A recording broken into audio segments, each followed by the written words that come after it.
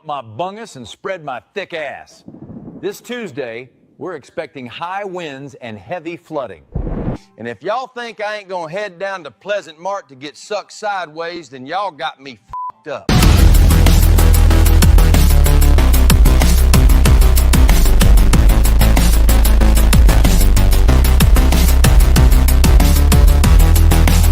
My name is Jeff.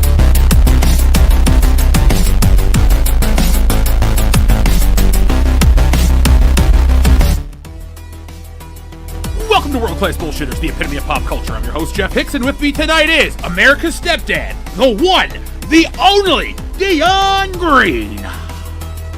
Baby boys and girls, children of all ages, we are here once again to guide you down the dark path that is entertainment. And if you think you're having a bad week, just remember, at least you're not Bill Belichick.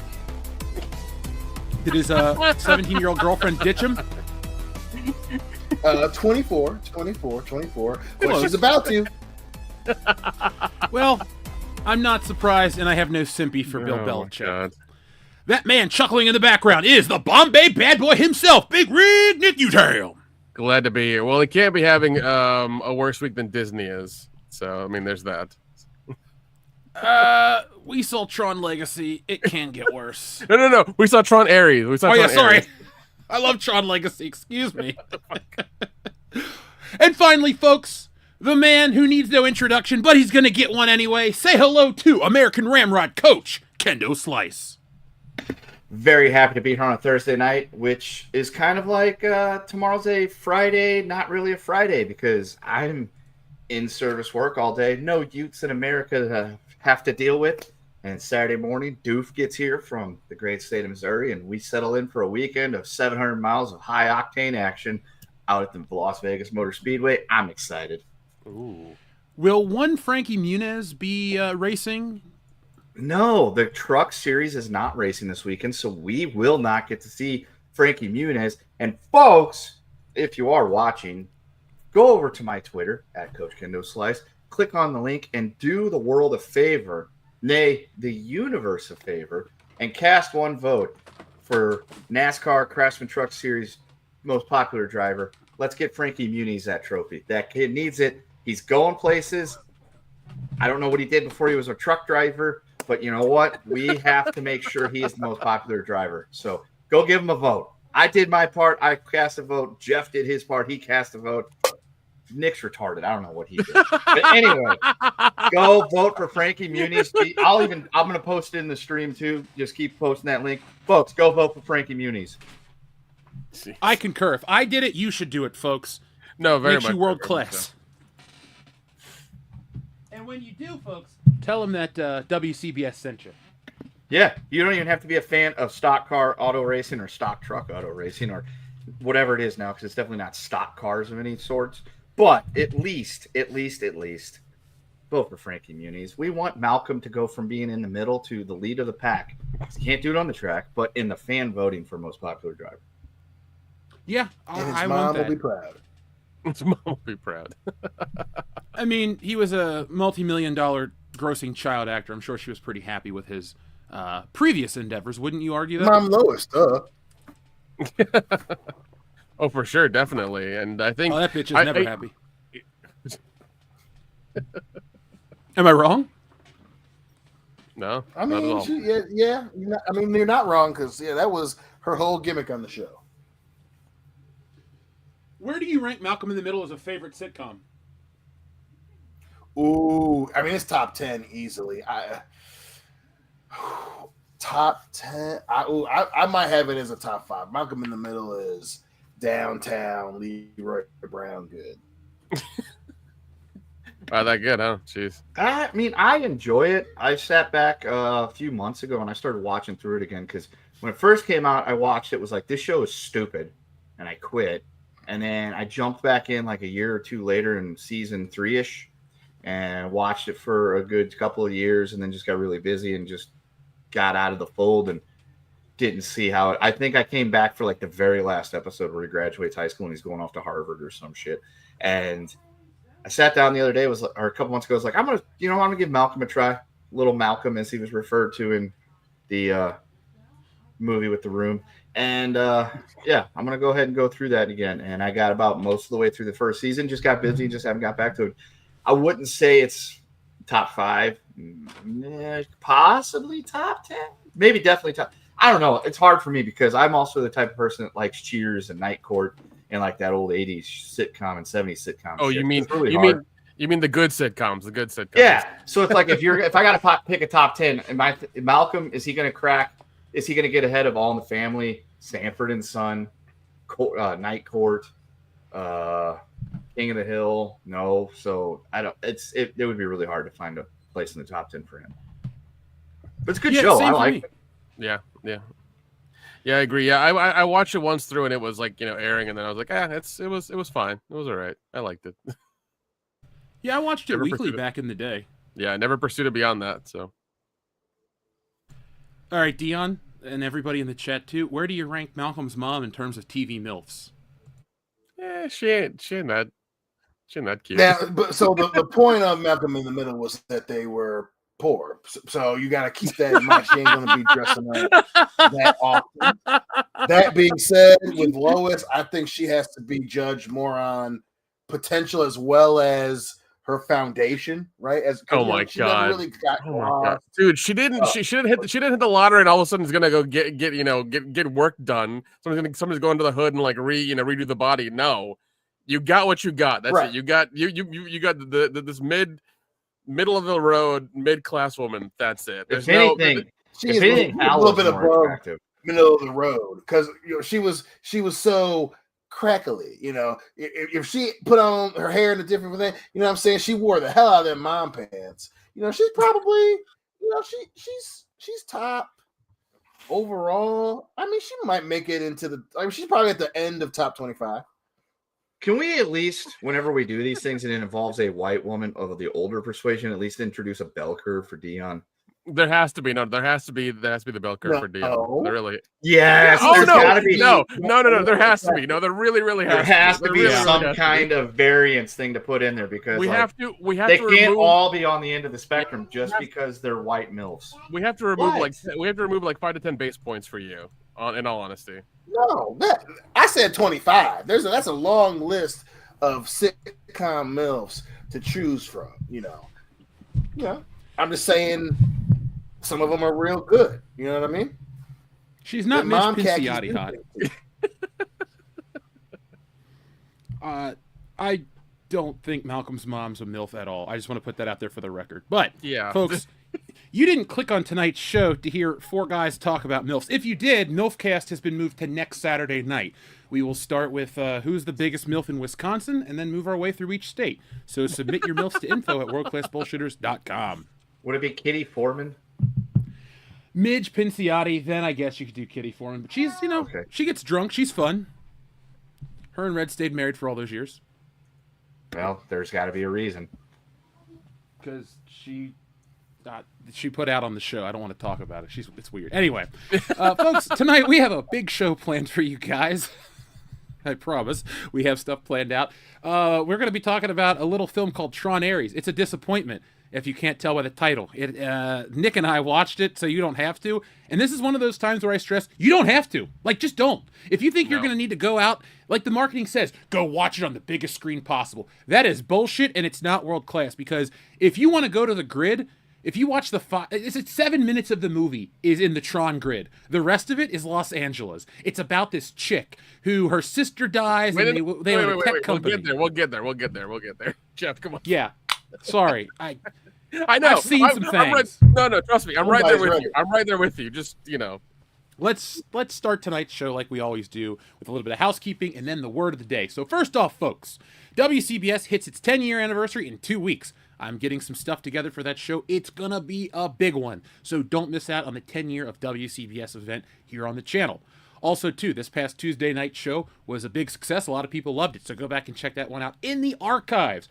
Also, too, welcome to our 1,000 new subscribers since last week. So thanks, guys. We appreciate everybody that joins us. And keep watching our videos. We have new software, new equipment, and a new zest for all of this fun world-class content. In case you haven't noticed, we're entirely AI generated. None of us are real. No, I don't need to drink water, but my AI self wants to just advertise Spindrift right here. Yeah. We got that sponsorship, so it has to be generated through ChatGPT. So. Yes, we do. See, that's why I don't have a thumb. My hand doesn't generate all the fingers. Oh, there it goes. Okay, I had to render it. But, yeah, that's all we have to tell you about right now, folks. I'm going to have a Tron review proper tomorrow night. We'll talk about that then. So, guys, the word of the day is a hyphenated word, like many a last name. Fun size. Fun size Mississippi Burning. Fun size Event Horizon. Romeo and Fun Size Juliet. That's a porno. My BBA, my big black ass presents Dion's Fun Size Adventure and Fun Sized Fistful of Dwarfs. Now, is that like a small handful of dwarfs? Because if No. The fist is, use your imagination. Oh, Axel Braun territory. Got it. Yeah. Exactly. So, the Divine Secrets of the Fun Size Sisterhood. There you go. There's your other porno. Is that one star Bridget? Yeah. Or what would it be? The Fun Size Italian Job. Yeah. Starring Sylvester Stallone? Or the Fun Size Job. Yeah. The Divine Secrets of the Fun Size Sisterhood, and then there's the Sisterhood of the Fun Size Pants. Fun Size Finger. Yeah. Attack of the Fun-Sized Woman. Which that could actually be that Bridget the Midget, because she did attack somebody with a knife once. Did she really? Yeah. Sucks to be that guy. Got stabbed in the knee. Silence of the Fun-Sized Lambs. Clear and Fun Size Danger. Hot tub fun size machine. The little candy. The French fun size connection. It could just be the fun size connection. That's a connection. That works too. Yeah. The fun size kid. Ralph Macchio's even smaller. Blink and you miss him.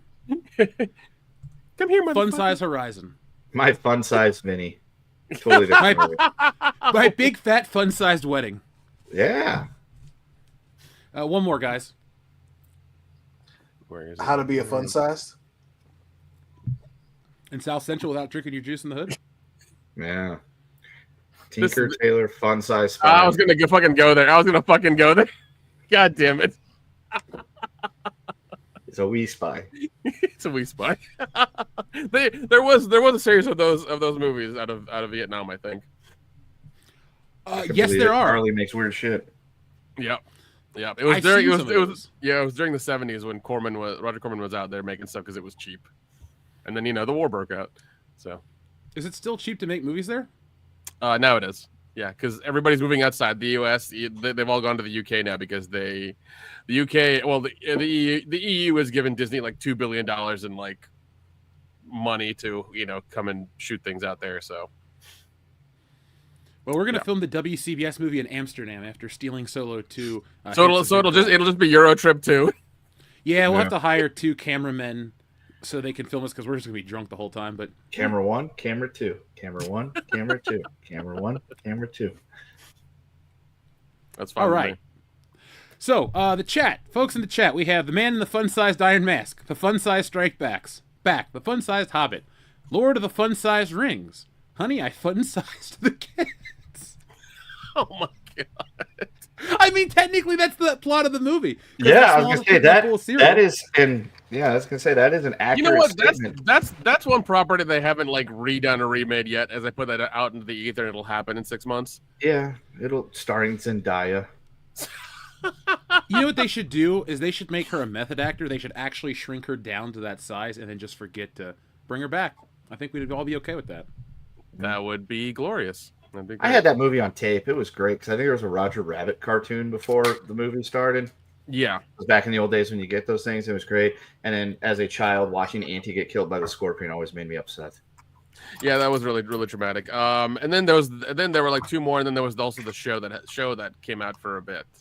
The only one I Yeah. didn't like was Honey, I Blew Up the Kid, because I just didn't like that one. I But think it's part 2. 2.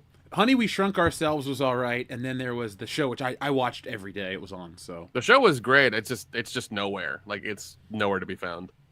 it's not on Disney Plus for $98 a month. You don't get access to everything. Bullshit. No, because that would be a good thing that they would do. Well, it is what it is. So, let's see. One of our listeners in the chat says Tron Ares was a shit show. Yeah, it was a shit show. Yep. Thank you to Rick Griswold. No relation to Rusty or Clark or Audrey or Ellen, because it's all one family. But, Nick, how do you want to handle this? Do you want to do it without super duper spoilers, or is this film so bad that it's not worth protecting its honor? I would say spoil it because Wait, no. these people Let's don't wanna go Let's skip. let's let the chat decide. This is a democracy. Yeah, after there all. you go. One for spoiler free. 2 for we'll just tell you everything. Yeah, and if you let us rant about the movie, we might play a game of bracket battle. Who knows? That's true. I go look at my history real quick because I think I had one set up, or at That's least. good. Oh, Let's see. So which was it? 1 was spoilers, 2 was spoiler free. No, other way around. Oh, okay. So 1, 2, 3, 4, 5. Okay, spoilers is outranking everything. So it's going to be a Okay, spoiler so- review. All right. Let me just Give pull it up a an warning. image. So yeah, so Make sure you yeah. give that warning for everybody. Like, folks, if you're coming into this in the late or you're listening to it on delay or something of that nature, Jeff and Nick went and saw Tron Ares or whatever the hell it's called. Yep. And they're going to spoil that movie. So this is your warning, blanket warning right here. We're going to count down from 10. And once we go down to 1, it is spoiler review. So if you don't want to listen to the spoilers, you've been warned. 10, 9, 8, 7, 6, 5, 4, 3. Spoiler time. So, folks, been Tron warned. Ares, you have been warned. Now, you also have been warned about Tron Ares because I don't think it can be hyperbolic to state just how lame this movie is. Like, lame is the operative word here because in every stretch, by any stretch of the imagination, in every sense of the word, this movie fails. It fails to deliver a good story. It fails to deliver interesting characters. It fails to deliver stunning visuals. It fails to deliver an amazing score that works outside of the movie.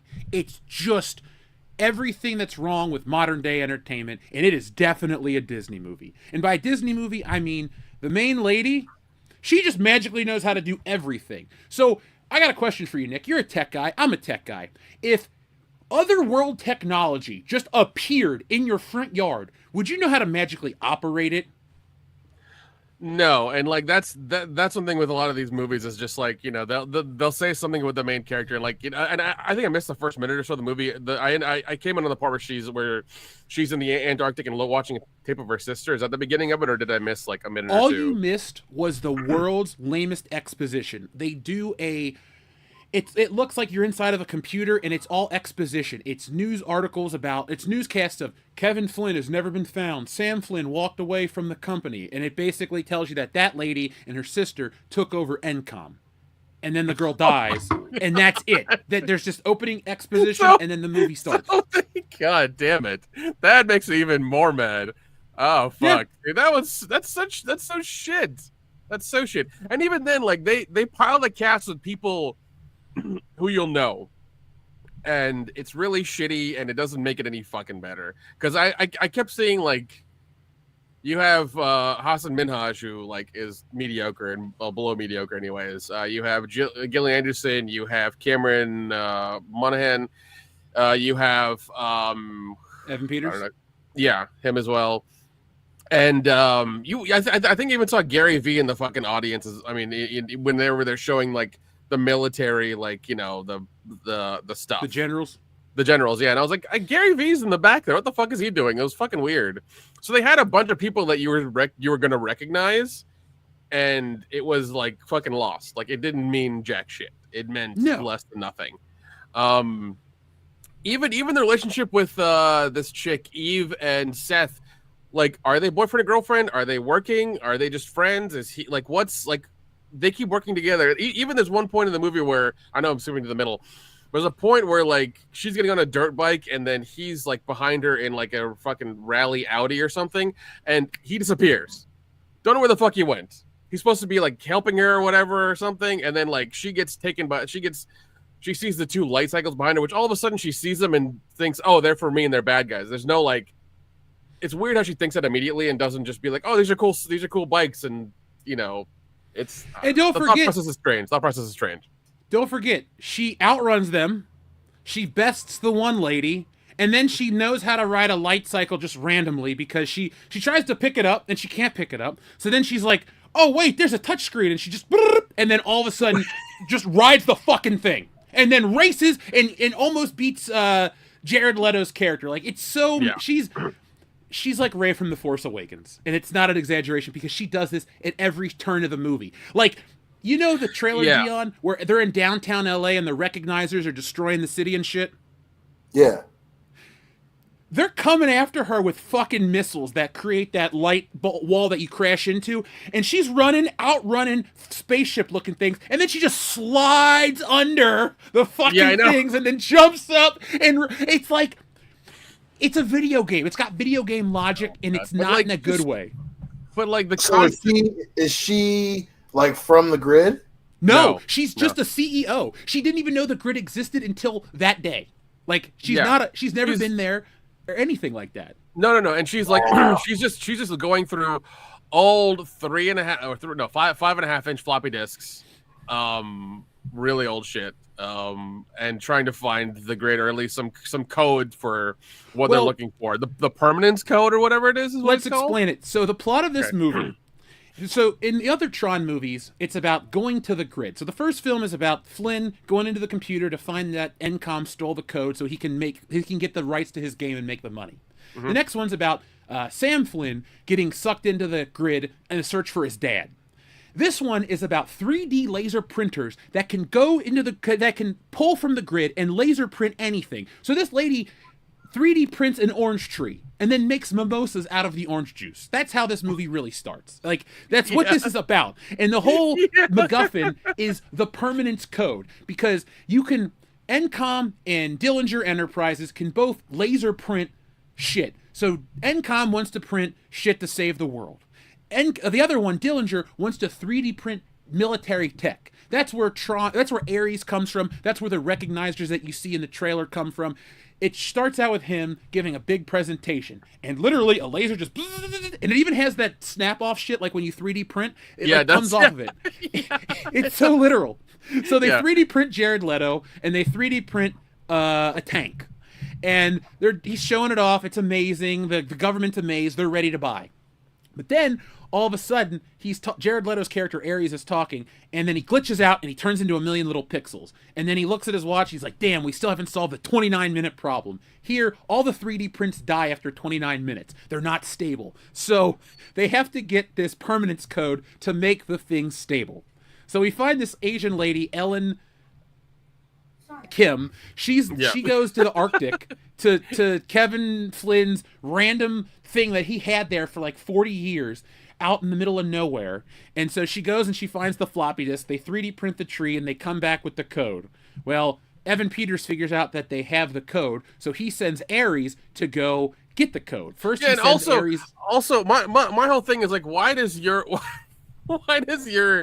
like military your printable military dude who's disposable look like Jared Leto? Like, why does he look like that? You know, when Jared Leto is not the worst part of this movie, you know you're in for a bad time. Like, no, of course, but it's one of those things where it's like you're supposed to have somebody to look intimidating, but he looks exactly like he looks like he is like the singer of a shitty rock band. Like, he looks like that. You know, he looks like he smells like patchouli. Like, he looks like that. You know? He is the shitty singer for a rock band already, though. I know, but it's one of those. Ever heard of 30 Seconds to Mars bars? Oh, God. Are they fun-sized Mars bars? Jeez. They might as well be, because that band sucks. I hate them. Yeah, no bueno. Yeah, it's just one of those things where it's like, why? I mean, like, I guess in his contract, he can never cut his hair, shave his beard. That's just how it works. He's got to look like digital Jesus. That's his whole gimmick. Oh. I like the better we look like Paul Allen. Yeah, yeah. Same. You can't get a table of Dorsey in this movie either. Yeah, No. same. It's not good. I mean, like, and the Dillinger Corporation has their own grid or their own computer, whatever they want to call it. And it's even then the MCP is not a computer. It is actually Him. Julian. It's actually Julian Dillinger who's the MCP. Oh, I'm sorry, no. It is Ares. Ares is the MCP. Yeah, and so he betrays. What happens is they try to they hack the NCOM computer, and when they hack the NCOM computer, one of Ares' comrades gets hurt, and Evan Peters is like, leave him. All of a sudden, that gives him a crisis of conscience. So he all of a sudden starts questioning the leader, the user or whatever. And so when he is tasked to kill the lady, he looks at her and there's a thing that goes empathy reading, and he like learns empathy by looking at her sad face, and he decides, I'm just going to stop my protocol and I'm just going to go protect this lady. It's as deep as the movie goes. Yeah, and basically, Julian, Evan Peters treats Ares like fucking Google. That's basically. But he's a computer. What do you expect him to treat him like? Like your best friend? Like, hey man, no, I made you. Things where it's like, it's one of those things where it's like you like even having like seeing the visuals, like seeing them actually do the thing where he's like, oh, I need to break an income. You see them put like bombs on like the shield and actually like break in. I was like, this is too much. Like, you need to like. Nick, tell me if you agree. ahead. Were the visuals in this movie less impressive than Tron Legacy that came out 15 years ago? Yes, they were, because they were forced. They were all forced. Because It didn't even have as good as CGI. No, it's really shitty. Because I showed you a picture. I was watching the beginning half of Legacy before this, and it's like way the fuck better. There's actually like story in it, and it actually goes into why Flynn left and this and that, and it's left to his son, and like it actually made a little bit of sense. God forbid. But this all of a sudden just leaving, like, he's both left and they're leaving it to this CEO because reasons, and then it's like, why? Like, I don't know. It's so stupid. You could have brought the other people back, but no, not a fucking chance. Well, they brought Jeff Bridges back because you got look at God. When I mean this Jeff movie's Bridges. Jeff Bridges in this is digital Jesus. He really is. He is Tron. No, Well, he's not. no. No, he's not. Tron has a T. He has a T on him. And Rinsler in Tron Legacy. I mean, it's the franchise. I mean, the franchise. Oh yeah, you're right. You're 100% correct. Correct. Yeah. Okay. But let's just get through this so we can have a fun show tonight, because we don't want to bore the people with a long ass movie. It was fucking terrible. It was an hour and 59 minutes. It felt like it's still going on right now, and I saw it at 2:00. It basically. This girl, Ellen, runs away. She doesn't want to get killed by Evan Peters. Ares decides he's going to help protect her, but they get zapped into the grid. But then once they get back into the red grid, we'll just call it the red grid instead of the Dillinger grid. They get into the red grid. He decides that he's going to save her. And then the other lady, that's the black lady that's in all the trailers, she becomes the new master control program. Athena. Yeah. She's going to kill Ares. So they get on like a Tron-esque jet ski, yeah, and they go through the river. Tron jet ski. And they just go to the end of this like canal, and then they're like, "Hey, we're back in the real world." There's just like a back door out of it. No, not even that. Not even that. They go, okay.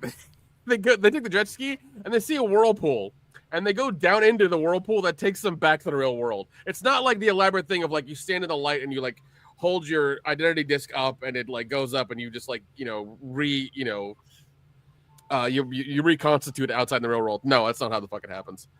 It was so terrible, and just oh god, it was just like laziest shit ever. It gets worse though, because then they have to get from when they got sent back to the real world at Dillinger Company. Then they have to get back to NCOM, so they steal a truck. And they're like, this truck's not going to make it back in time because Ares is like C-3PO. He can just quote like, oh, at this rate of speed and this amount of time in this vehicle, we won't make it, blah, blah, blah. He's annoying as shit, and he loves Depeche Mode. He just like randomly talks about Depeche Mode throughout this movie. It's fucking weird. It's so fucking weird. Is it because he just can't get enough? I think so. Get myself out.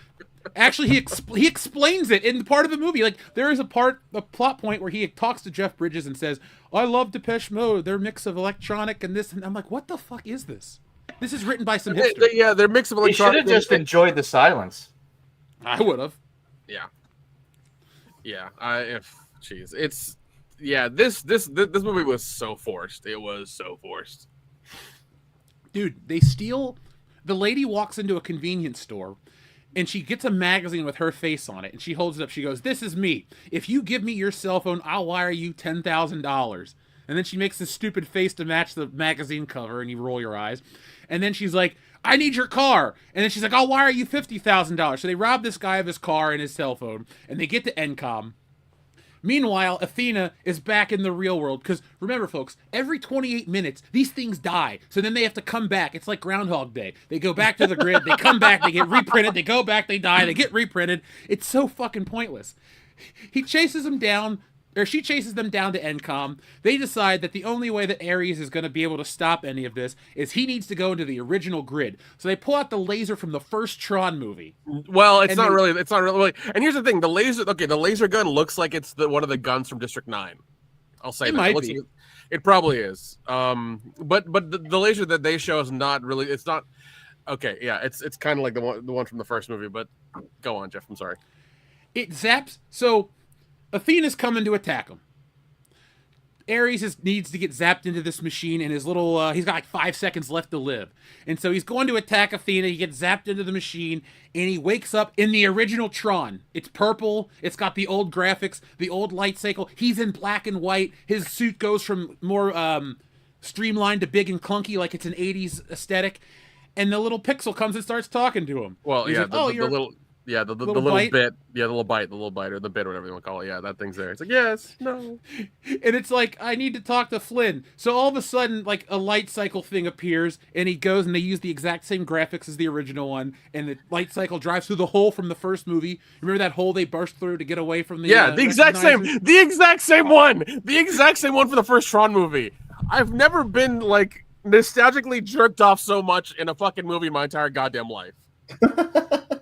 That's the best way to describe it. It's nostalgic. It's a nostalgic hand job that you don't get to finish. Yeah, exactly. This is a nostalgic hand job from Disney, and it was rough, and I didn't like it.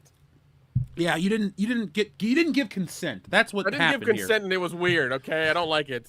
It made eye contact with you the whole time too, Nick. Unblinking, uncomfortable eye contact. And you could just hear the skin. Never mind. Anyway. So he rides the light cycle to meet Kevin Flynn, his like apparition. It's not really Flynn. It's like a version of him just to get him in the movie. And he's like, oh, the permanence code. I should call it the impermanence code. He just gives him the code right away. No question about him. Anything like that. Well, no, there's no. It's not right away, but there's like while shit's going outside the real world, like they're waxing poetic and philosophic and like, you know. Oh yeah, about Depeche Mode. Yeah, Kevin Flynn's asking him, it's like this, that, and the other, and he's like, wow, and he's asking him about the music, and he's like, I don't know why I like it. I don't know why. I can't describe it. I just love it. And he's like, yeah, and he's like, yeah, man, I get it. And he gives him, you know, the fucking, and I swear to God, the way he does the permanence code thing is the same way he fixed Korra, is it? Yeah. Korra in Legacy, where like he gets the disc and he pulls out the DNA and it like flies off into like a fucking butterfly, whatever. The exact same shit. He does that DNA thing. They do the double helix thing as well too in this, and it's like, we get it. We understand. Gotcha. Oh, Nick, you brought up the whole putting your data disk to the sky. He needs to get back to the real world, and there just so happens to be the portal, and he reenacts the first Tron poster and goes up and zips out and goes into the real world, and then he comes back and he's got a black and white suit on, just like the original Tron. Yeah. Because when Ares comes out and he like lights up, everything goes from red to blue or like light blue or white or whatever the hell it is. And you know he's good now. And he has to fight Athena and the bad guys. So it's just, I don't know, man. It was just a slog to get through, and There was even like a small cutscene at the end. Yeah, to set up for a sequel. Two for a sequel. Yeah, two sequels. No, the thing I fucking hated is, what was it? The Dark Knight Returns or the Dark Knight Rises? The Returns is the comic. Okay, the last of the three Nolan movies was Dark Knight Rises. Okay, Dark Knight Rises. They did a fucking ending from that of Ares. I swear to God. Yeah. You forgot the part though where they copy the Phantom Menace, because Dion, the people at NCOM, the Indian dude, the weird guy that's in the picture right there, and somebody else, they hack the Dillinger computer and they shut it down. And then all of a sudden, everybody from the grid just fall out of the sky, and that's it. It's like the battle droids. They just fall down, and that's the end of the story. Yeah. Also, I'm pretty sure they made Hassan Mijani, whatever his name is, like they made him Elon Musk, because there was a whole sequence with him like wanting to wear a cowboy hat for a second when he went out on stage. I'm like, didn't Elon Musk do that? Some shit like that. It was a little on the nose. Like, this movie just was terrible. But Nick is right. They have a Dark Knight Rises moment where Tron, I keep wanting to call him Tron, it's Ares. Ares is writing a postcard and making jokes and puns about living off the grid, and he's going to go look for Cora. They show a picture of Olivia Wilde. She now has blonde hair, and her and Sam are off. So he's on a mission to find them.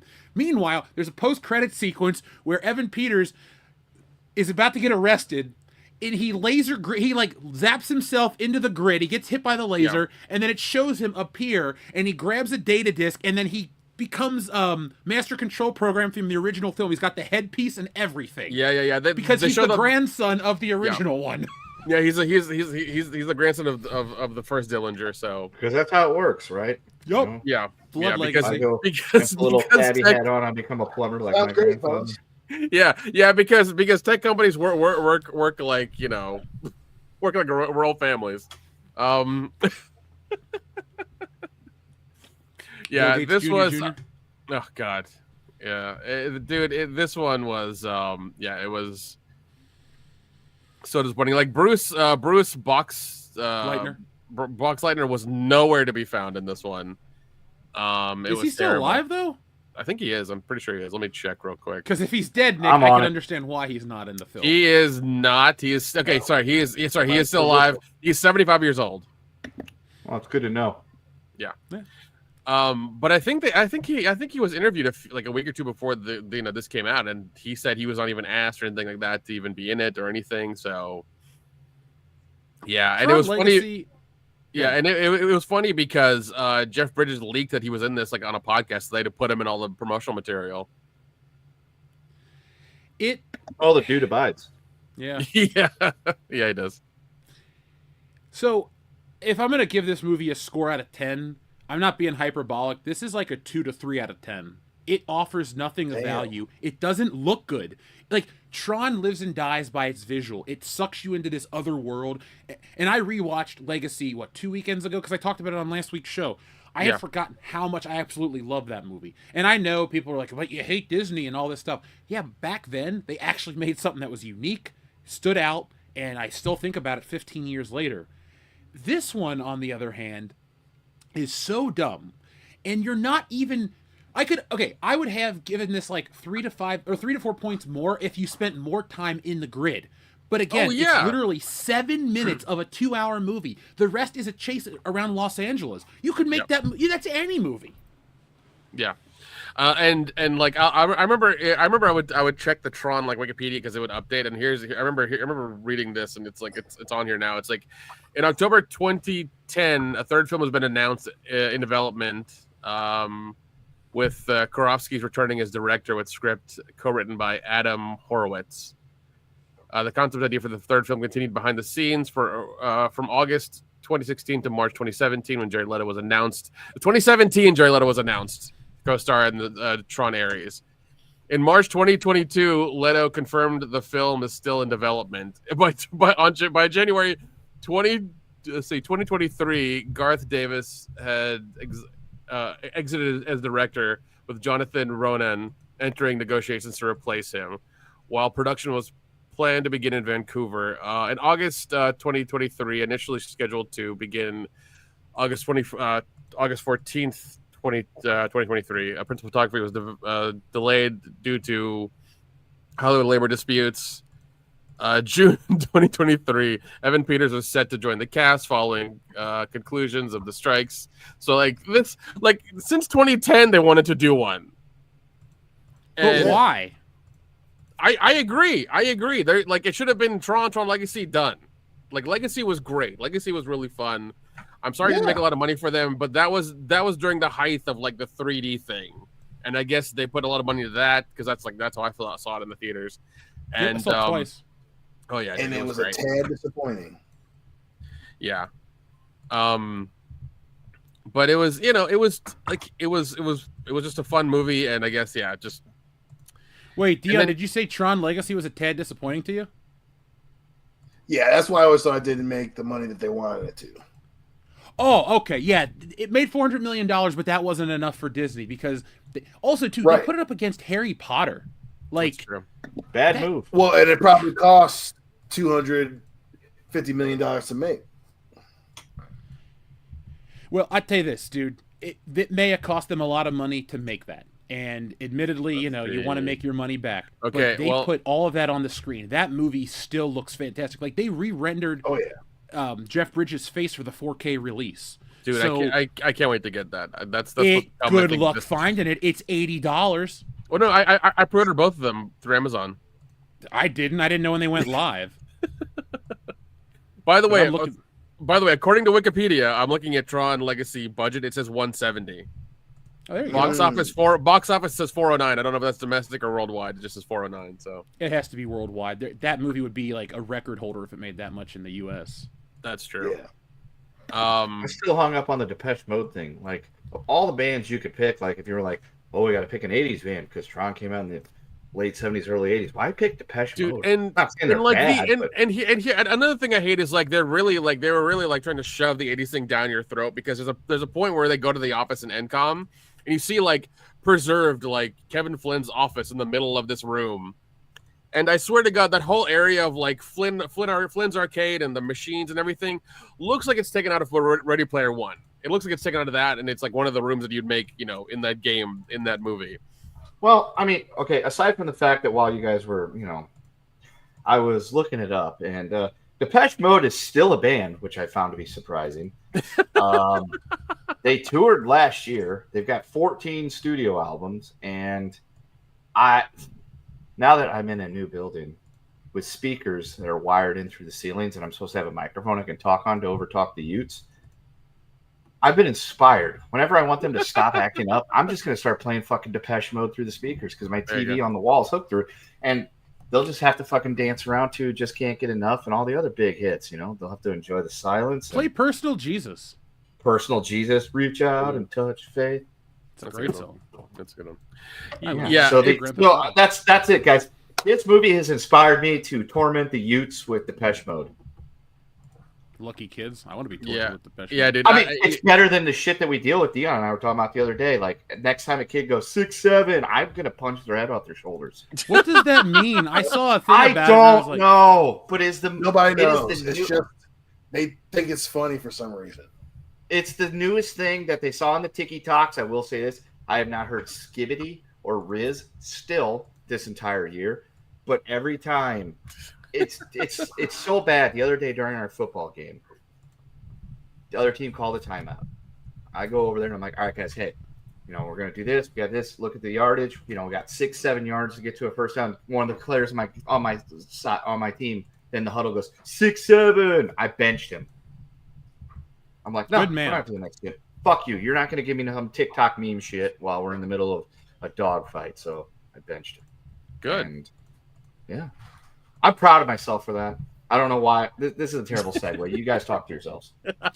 That's okay. I was going to let you die on the vine while I finish up this bracket for Bracket Battle. Yeah. I figured me telling the stories about the Utes in America is more entertaining than this film. No, it really is because, God. Just the forced grid stuff, and it looked like they were trying to make it into a cartoon or something, but it looked bad. I don't know. It just didn't make sense. And forcing the whole thing was not good. It was I don't know. It just didn't, like, as soon as it came out, I was like, this is like, I knew this was like, I was excited for it, but I was like, this does not look good. It looks terrible. So somebody asked, is The Force Awakens a better film? No, it's not, because The Force Awakens created the world so Tron Ares can exist. So it has the bigger crime committed. Because if The Force Awakens didn't get away with this bullshit, we wouldn't have to sit through requels, where it's essentially elements from the original film to pull on the emotional heartstrings. That's why 100%. The Force Awakens will always be the worst of the Disney Star Wars movies. It will always be the most damning film of the last 20 years. You know, there are worse movies than The Force Awakens, but The Force Awakens has caused so much damage, and it's also convinced people that it's actually a good film. It is not. It has shit dialogue, shit plot points, terrible contrivances. Oh, hey, another Death Star. Oh my God. Whoa. Let's even make fun of it. I hate that so much. But Force Awakens did give us a great comic parody. It did. It brought us Stealing Solo. And folks, it's time for Stealing Solo 2 very soon. I'm done. I'm just getting a couple things taken care of, and then the sign-up will be live. If you want to see what the book's looking like, follow me on Instagram at TheJeffHicks. Follow us over on Twitter at TheWorldClassBS, or just check the community tab here on YouTube, where I've been posting the same stuff across the platform. So we have some goals. We want to make that book a record breaker. The first book was a big hit, and it's a lot of fun. So let's do it a second time, third time, and then Frankenfisher will be here before Spaceballs 2. That is my goal. Not a goal. It's what I'm doing. I will be done before Spaceballs 2. Okay, so I'm looking at the numbers, .com, and for Tron Legacy, domestic box office. Thank you. Domestic box office was 172, international's 227. So that's how it got to 409 or whatever. So giddy up 409. So it basically didn't even make any. It didn't make money because it only made 172 million at the box office. Well, I blame Harry Potter. No, same. That little wizarding bitch. Yeah. Well, they're shooting the show right now, which is going to be terrible. So it's like, okay, so I can't speak for Dion, but Kendo and Nick are slightly too old for Harry Potter, and I just didn't like it. It just wasn't for me. But dude, for some reason, like Harry Potter hit the Indian community fucking hard. Like every person I grew up with. So does dysentery.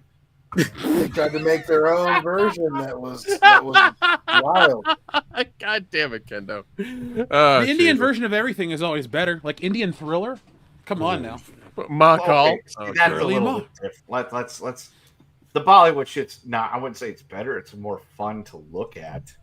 But no, I tried to do the Harry Potter thing. Like I was 9th, 10th grade maybe when that shit came out, and I'm like. I literally sat there one day on the toilet, like, I'm going to give this book a try. Got about 10 pages, and I'm like, fuck this shit. And I went back to doing whatever the hell I was doing at 16. Yeah. I've watched probably all the movies once, and, like, they're fine. Like, they're not, I don't pursue them. They're not on my server or anything like that. Like, they're okay. Yeah.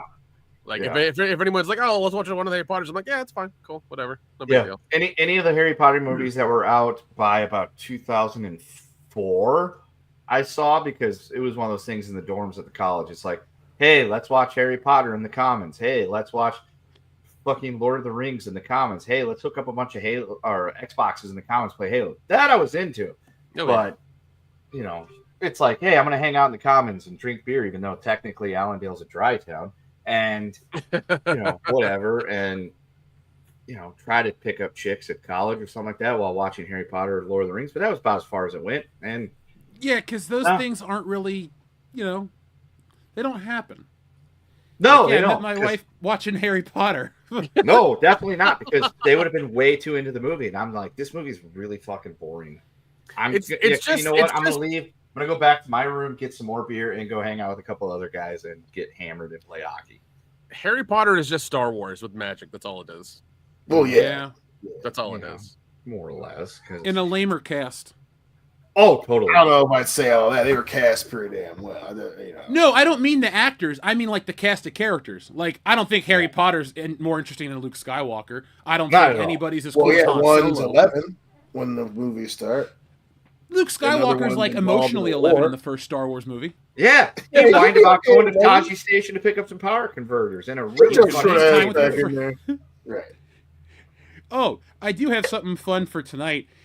Empire Magazine, no relation to actual Star Wars, but Empire Magazine did a list of the 50 greatest Star Wars characters. And for once, something from the modern era of Star Wars doesn't completely suck, only mostly sucks. Okay.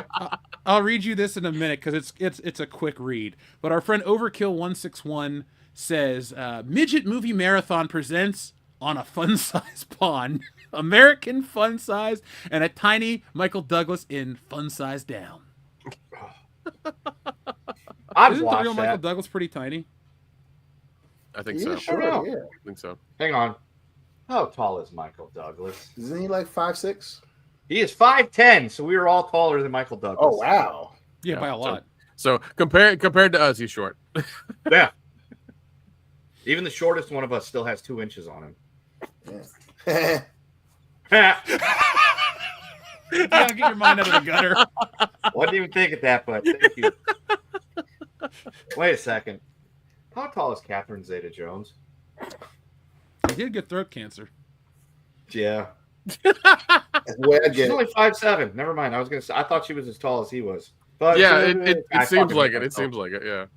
Oh, by the way, according to the AI, the 6'7" is a viral meme that refers to a Skrilla song called "Doot Doot" and is about LaMelo Ball's height of being 6'7" or something like that, and it's just used as a humorous. Kids are fucking dumb. I'm just gonna go with that. Guys, Yeah. invest in you. Folks in the chat, please invest in retirement, invest in some smart shit. This is financial advice. Save money, IRAs, investments, all that stuff, because the people that are going to be looking to pay taxes and take care of you when you're older in about 20 or 30 years, we're fucked. So just I feel like every generation says that about the new one coming in. yeah, but this is a different story, okay? It is. It's at least when my grandparents thought my dad's generation were going to screw things up, they're talking about the non-kid generation, and everything was okay. And then the 80s happened, and then my dad probably thought, man, my son and his generation are going to ruin everything. And we were in early enough that we weren't on the computers all the time, but we did like some really silly shit that came out in the 80s and the 90s. But I don't know, man. We're all of the same age range. We all have jobs. We all pay taxes. We have clean criminal background records. We're doing okay. I can't say the same thing about the youths of today. I mean, we laugh at I some will silly say- shit, but it's not 30-second things we saw on TikTok. No. That becomes our entire vocabulary. That's true. It doesn't become our identity for 2 weeks, and then something else comes out, and that becomes our identity for 2 weeks. You're stuck with shit. I will say I will say this. Whenever I'm around my nieces and nephews and my mom and my aunts, I have to fix their phones for the exact same shit. Like I have to fix both sides' phones for the exact same shit. It's terrible. Like both of them don't understand how the phones work, and it's just like being a millennial. Like you were the one who grew up with computers, and had to fix them, and like now I have to fix everybody's shit all the time. Like it's terrible. Yeah, dude, like the whole thing about, millennials, this and that, it's not, dude. It's the Zoomers and these kids now, because same problem. These little fuckers have grown up with electronics and everything like that. I have to teach them how to download PowerPoint, templates and things like that. And the other day, I was being observed, and I was putting together this great project. Kids have to critically think. They have to discuss. They have to do all these things. And one of the kids came to me and goes, I don't know how to get the Google Slides. And I was like, click this.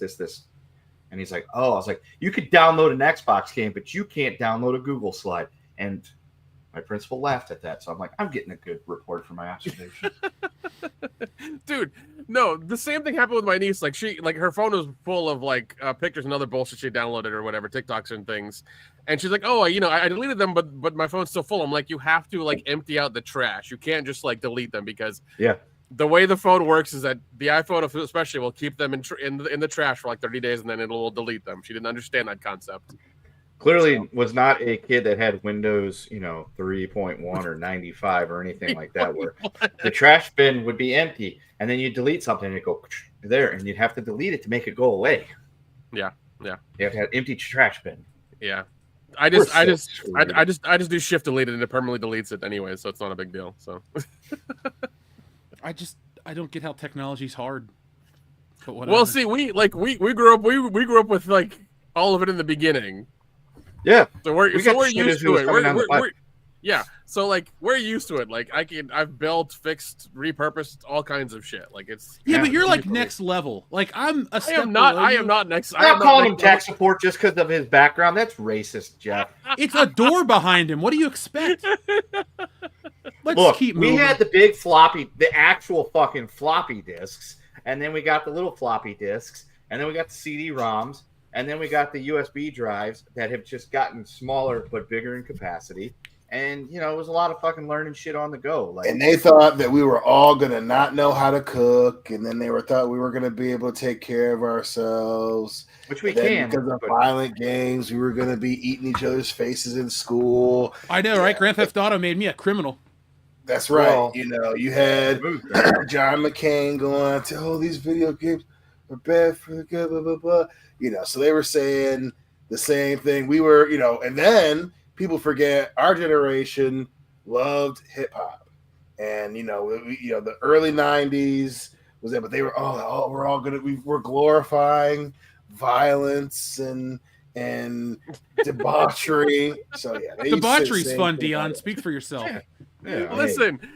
It was way harder to see boobs back then. Okay, it was way harder. That's why you watch those Girls Gone Wild commercials. Yeah. Yep.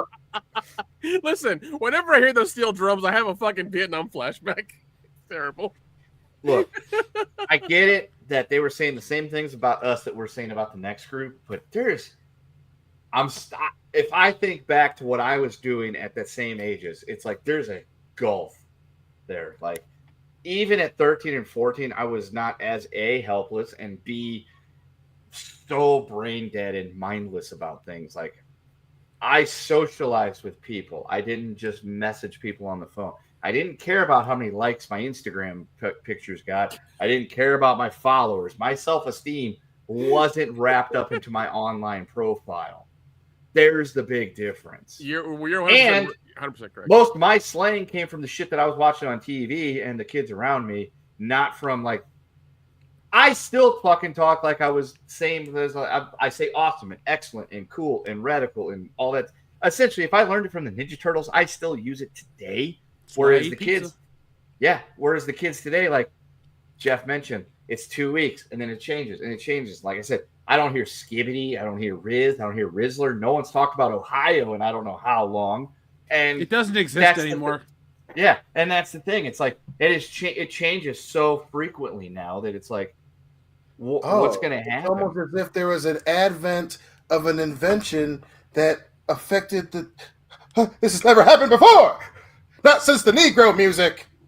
Well, I mean, it's true. Like, honestly. You mean rock and roll, Dion?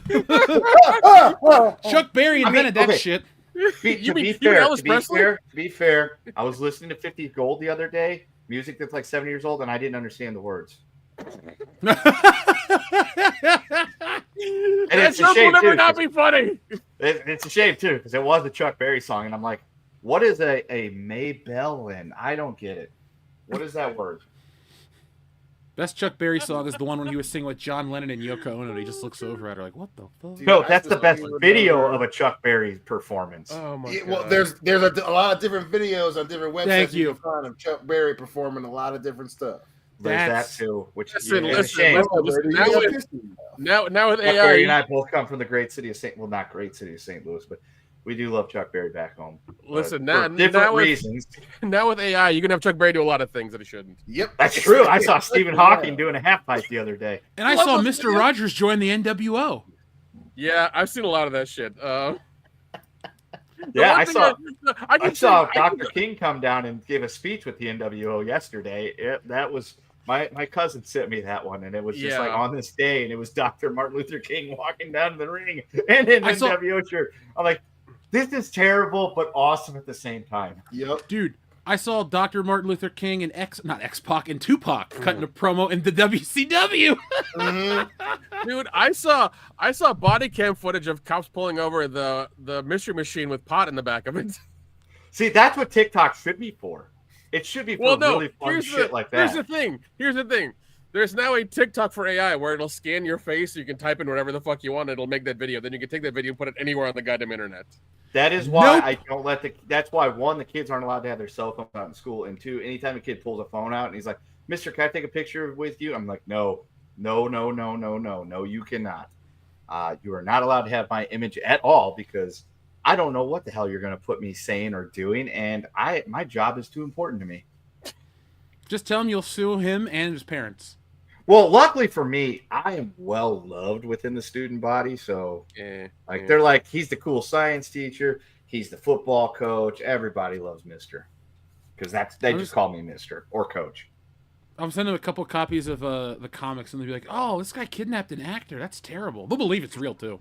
That's true. They will. They will seriously think that Harrison Ford is dead. I was legit thinking about getting like the comics and framing them and hanging up behind my desk. But I'm like, I don't want to have to answer these questions.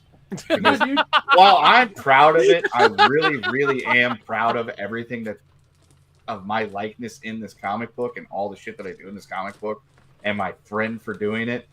At the same time, I don't want the cat to get out of that bag, because the last thing I need to do is go on Friday and be like, "We watched your show last night." I'm like, God damn it. What you do is you just hang up a Wokebusters poster. You're right here, front and center. Pussy. They'll be like, "Hey, when you said that racist thing, it was funny." Be like, "It wasn't even racist. It's my friend. I'm allowed to say that shit." That's true. I'll allow it here. I don't remember giving you that card. What the fuck? You don't have that card. Dion's got it. I do too, by proxy. Yeah.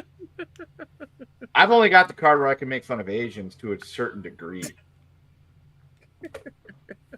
Now, I wanted to give a shout out to our friend Batman Well, who has the best fun size title of the night. The Texas Fun Size Chainsaw Massacre. I like that one. Or the Fun Size Chainsaw Massacre. Listen, I would love to make Texas Chainsaw Massacre with a bunch of little people. That would be fucking hilarious and the greatest thing ever, I think. Would you rather make it with little people or Muppets?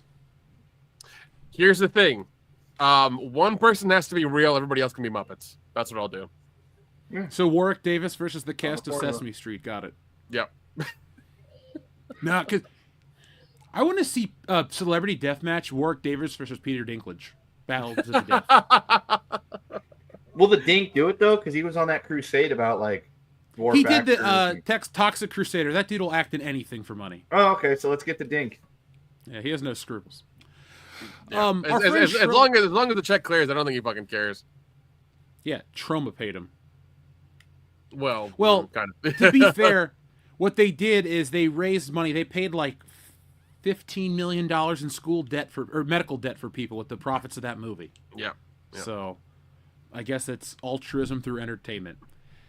Shrubbles, wait, we will read your Mr. Cleo message in a minute. We got to give Mr. Cleo time to get prepared. But we have some more messages first. We have Shrubbles. It also says, the Indian kids at Hogwarts were not allowed to fly broomsticks for poo-poo in the sky. I'll take a Joe Rogan high as Jesus fuck. Christ. See, and that's not me saying these things. Trebles Away is one of the Proud Boys. It's fine. When I make fun of the subconscious, Hey, I'm proud that Trebles Away listens to this show. I'm more highbrow. You know what I want? I want to use AI to take the Quidditch scene from Harry Potter, but have it be us riding the hot dogs like Joe Rogan. I think that would be cool. Yeah, and instead of like the little golden like little ball thing, we're chasing like a pitcher of beer or something. That'd be great. That's better. One of Pamela Anderson's breast implants. That's what I vote that we chase after. That's fine too. That is also. Or a giant floating tit. Like that's it. You're just trying to comp a feel. Anyway, there you go. Yeah, that works. Anyway, that works. brother, here's Wonderwall. Imagine if you gave a white supremacist 5-MeO DMT, and then as the first one, as they're exhaling, yeah.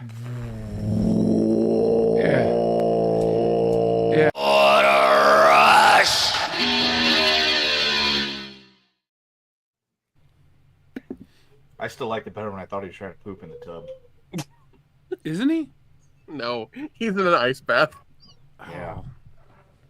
Jeff told me it's because he was trying to poop in the tub. No, I actually no. I said that. I said Oh, that, you and did? I was entirely wrong because I looked back at the video. I'm like, listen, I thought he was trying, like I honestly thought he was trying to take his shit in the tub.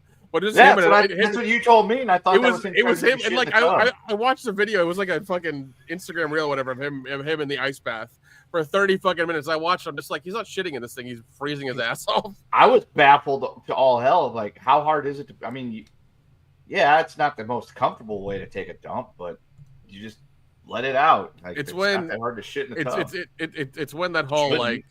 like like ice dunking thing, whatever, is like, they said on some far off fucking health magazine that like ice baths are helpful and rejuvenate you and help after workouts and like give you 10 more years to live and shit. And then everybody fucking did it for the Yeah, longest that's why the time. Polar Bear Club was so popular back in the days. Yeah, so Don't there poop was in the bathtub. No, that is medical advice we will give you on the channel. yeah. No So bueno. but no, it really just him shaking, like him in that small cup we had. Looks like him shaking in that tub. Looks like he's taking a shit in the tub. That's what it looks like. Our pal Enrique says, I had a manager text me on the delivery device the word bet. I replied, no thanks, I don't bet on customers' packages. Then he had to explain to me, bet. I've heard. Yeah, yeah. Fucking Loudy says that all the time. I'm like, dude, stop. Well, yeah, He's too old to be Loudie's using that one. yeah, Loudie's around them all the time. I guess he's just kind of assimilated. I'm around him too, but you don't ever hear me using bet Well, you're different too. unless You're not Ian looking and I for talk about what we're acceptance. betting on. Yeah. You're Loudy built be, different. Loudy be posted on TikTok like he one of the cool teachers too, so. Woo! Oh, I was gonna do a 10-year anniversary with everybody that's ever been a guest on the show, but like, Loudy just got himself uninvited. He's a fucking TikToker. I thought his Snapchats were lame. But TikTok. That Yeah. dude is a sitcom character now for sure. I love it. If you're an Absolutely. actual cool teacher, you don't have to try to be. You just get told you are. I want to have you and Loudy Kendo. I just talk shit to each other over who's the cooler teacher. Oh god. I mean, I already know I am because I'm, customer approved. Customer approved. Okay. Kid tested, customer approved. Got it. Yeah, like my voice of the student scores were off the charts last year, so I'm just like, apparently I'm doing something right. Listen, Loudy's my man. Oh, He is- I like him he too. is I'm never gonna good. be like, I'm never gonna hate Loudy, but it's just like he's a TikToker now, and that's so not cool. Although I make that joke all the time, like when I'm teaching something and I bring up something we already went over and like no one has the answer. I'm like, I bet if I made a TikTok about it, you guys would remember the answer to this, because they would for at least 2 weeks. I was hoping I had a picture of our original poster so I could tell the people, like, hey, we're not just talking about a personal friend. We're talking about a fallen bullshit. Well, a former bullshitter. He's not fallen. I think you'd have to go back to like the Facebook Yeah, pictures. I got it on a hard drive somewhere, but Okay. all my USB. Like yeah, they're It's they're at least they're in there for more sure. than 8 years ago at this point, because I've been around for 8 years, which is crazy to think. Yeah, it is. It's wild. It It's is. been a long time. It's been a long time. Folks, if you really want to know what those people look like or who they are, you can go to shopwcbs.com and you can get our retro T-shirt. There you go. Maybe I I turned should it into wear a that. pod. Next episode, I brought my I brought that shirt back Oh, from wow. Missouri. I got It's it still- upstairs in the closet, Yep, except for I'm not on it. I still have that shirt. Yeah, Loudy's the little guy under the BU right here. So this is the original cast. Well, not even the original cast. no, because I'm on it. Yeah, we updated this. Originally, Kendo wasn't here. Loudy was there, and I think we had a picture of like some lady's boobs or something on this logo. Yeah. That's the original World Class Bullshitters crew. Yeah, It was like, the shows were like 5 hours long. Yeah, I've got the And they were original done on shirt Skype. upstairs in the closet. They were but I'm not they were on it. recorded on fucking Skype. Yes. All the God. But like it's weird to think because Skype is dead now. It's officially fucking dead. Wait, this Yeah. show outlives Skype? Yeah, the Yeah. show outlived Skype.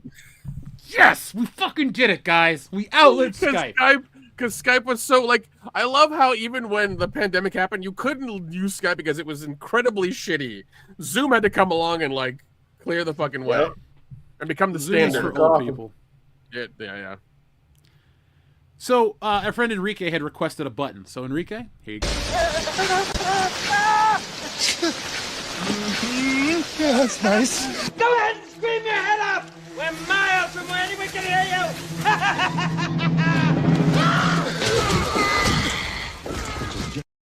That will never get old. So according to Google, what was it? As of May of this year, Skype is no more, and they've transferred all the Skype people can now go to Microsoft Teams if you're into that. So there's that. Yeah. What a downgrade. Yeah. Yeah. Last school district I worked for was all Microsoft Teams, and Just use Slack or Discord. It's way the fuck easier. Yeah, I guess. Yeah. All right, so we have to go reach far, far to the east for our psychic extraordinaire, because we have a question for one Mr. Cleo. So, folks, you know the drill. You ask for Mr. Cleo, and he shall appear when he is ready. Mr. Cleo, we have a question for you, my friend. The question is, right here, not on screen. The question is this, Mr. Cleo. Mr. Cleo, will the Kansas City Chiefs make it to the playoffs, and when will the next dongle attack occur at... Next? What? When will the next dongle attack occur? You sound like a Libra, don't you, darling? And you call me now. Why? Because the cards don't lie. For the Chiefs, the Kansas City Chiefs, for a long time, they were the top of the league, and now but a mercy, they struggle a little bit. The Swifties came in and changed everything up. Now the Kool-Aid man has to get us back there, but he has the one thing the rest of the league doesn't. He's got the best quarterback. The Cards told me years ago, and the Cards don't lie. Have a mercy. The Cards don't lie. Chicken fry. Covered it by Chiefs and 5. Chiefs make it to the wild card. Bank it. Have a mercy. And for the dongle, the attack of the dongle, the Tilly Willy's getting on the court. It's going to happen soon. Why? 1, because the Cards don't lie. And 2, it's basketball and hockey season. And the Cards, I don't even need to touch the Cards for this one. It's going to be on the ice cold rink. They're going to throw one. It's going to get stuck in the middle, replace a couple other trinkets, and we're going to have a green dongle on the ice. Have a mercy. These have been the wise words of Mr. Cleo. Where's the button? .com. Here it is. .com. There we are. We're back. A dinosaur story. God damn it. Hey, we all love John Goodman here on this channel. Oh, of course. Now I want to watch The Big Lebowski since I had to sit through Tron Ares. Yeah, well, it's a Jeez. good movie, too. That is a great That was movie. not That 2, is- just 2. It's a good movie. Tron was probably not. So, Cool. guys, Waste of money. we do have a bracket battle pulled up for everybody tonight, but I wanted to get your gauge your opinions on something. It's been a long day here at WCBS headquarters, and I got an early day tomorrow, but that's okay. We have the show for you guys. We're gonna do this rapid style. The 50 greatest Star Wars character of all time, according to Empire Magazine. Dion, I want your opinion on this because you're the Star Wars guy on this channel along with me. You ready? Hit me. All right, I'm going to say 50, and then I'm going to read down. I'm not going to read the numbers every time. Number 50, Asajj Ventress. Then, I don't know the next character, Neil. Then it's K2SO. Mm-hmm. But at number fucking 47 is Vice Admiral Holdo. Wow. That's what. No, hell no. She ain't even close to the top 50. That's crazy. That is crazy. That's crazy. Beneath her is Admiral Akbar. Then it goes Babu Frick, that thing from The Rise of Skywalker.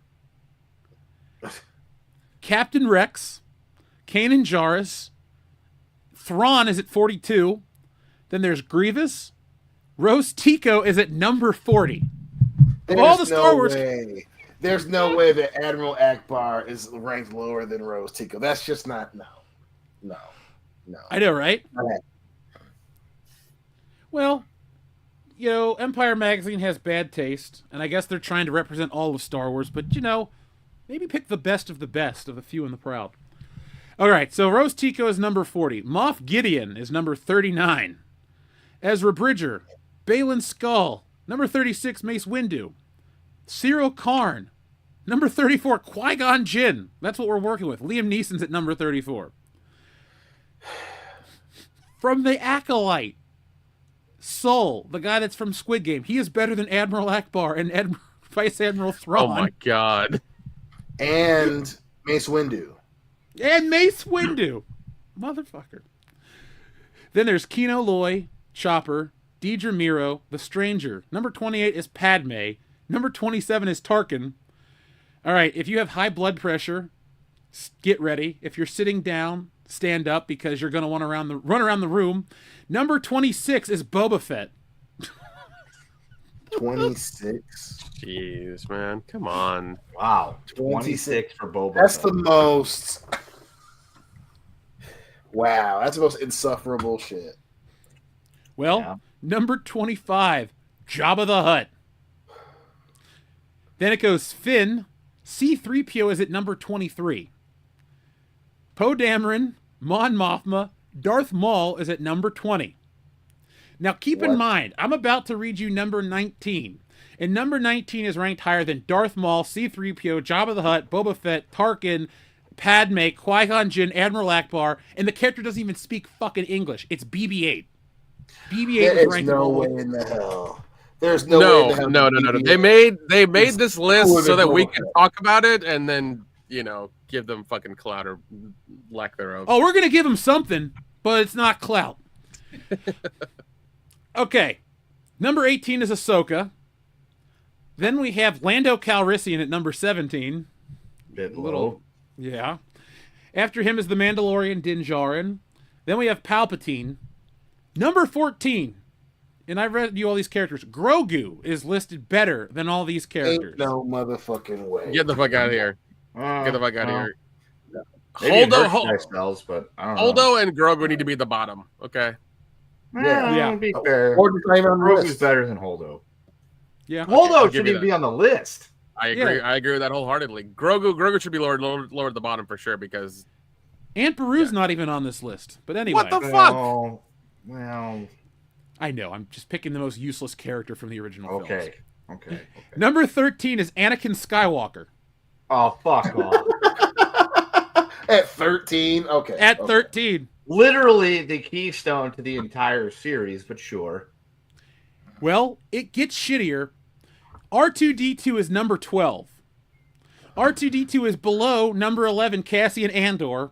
And Oh, number fuck off. 10 is Rey. So Rey's better than Fuck off. God, yeah, this list is skewed a certain way for sure. Yeah, dude. I think this. Yeah, Jim Sterling. This is a rage bait list. This is exactly. If I was a relatively good rage baiter and troll back in my day.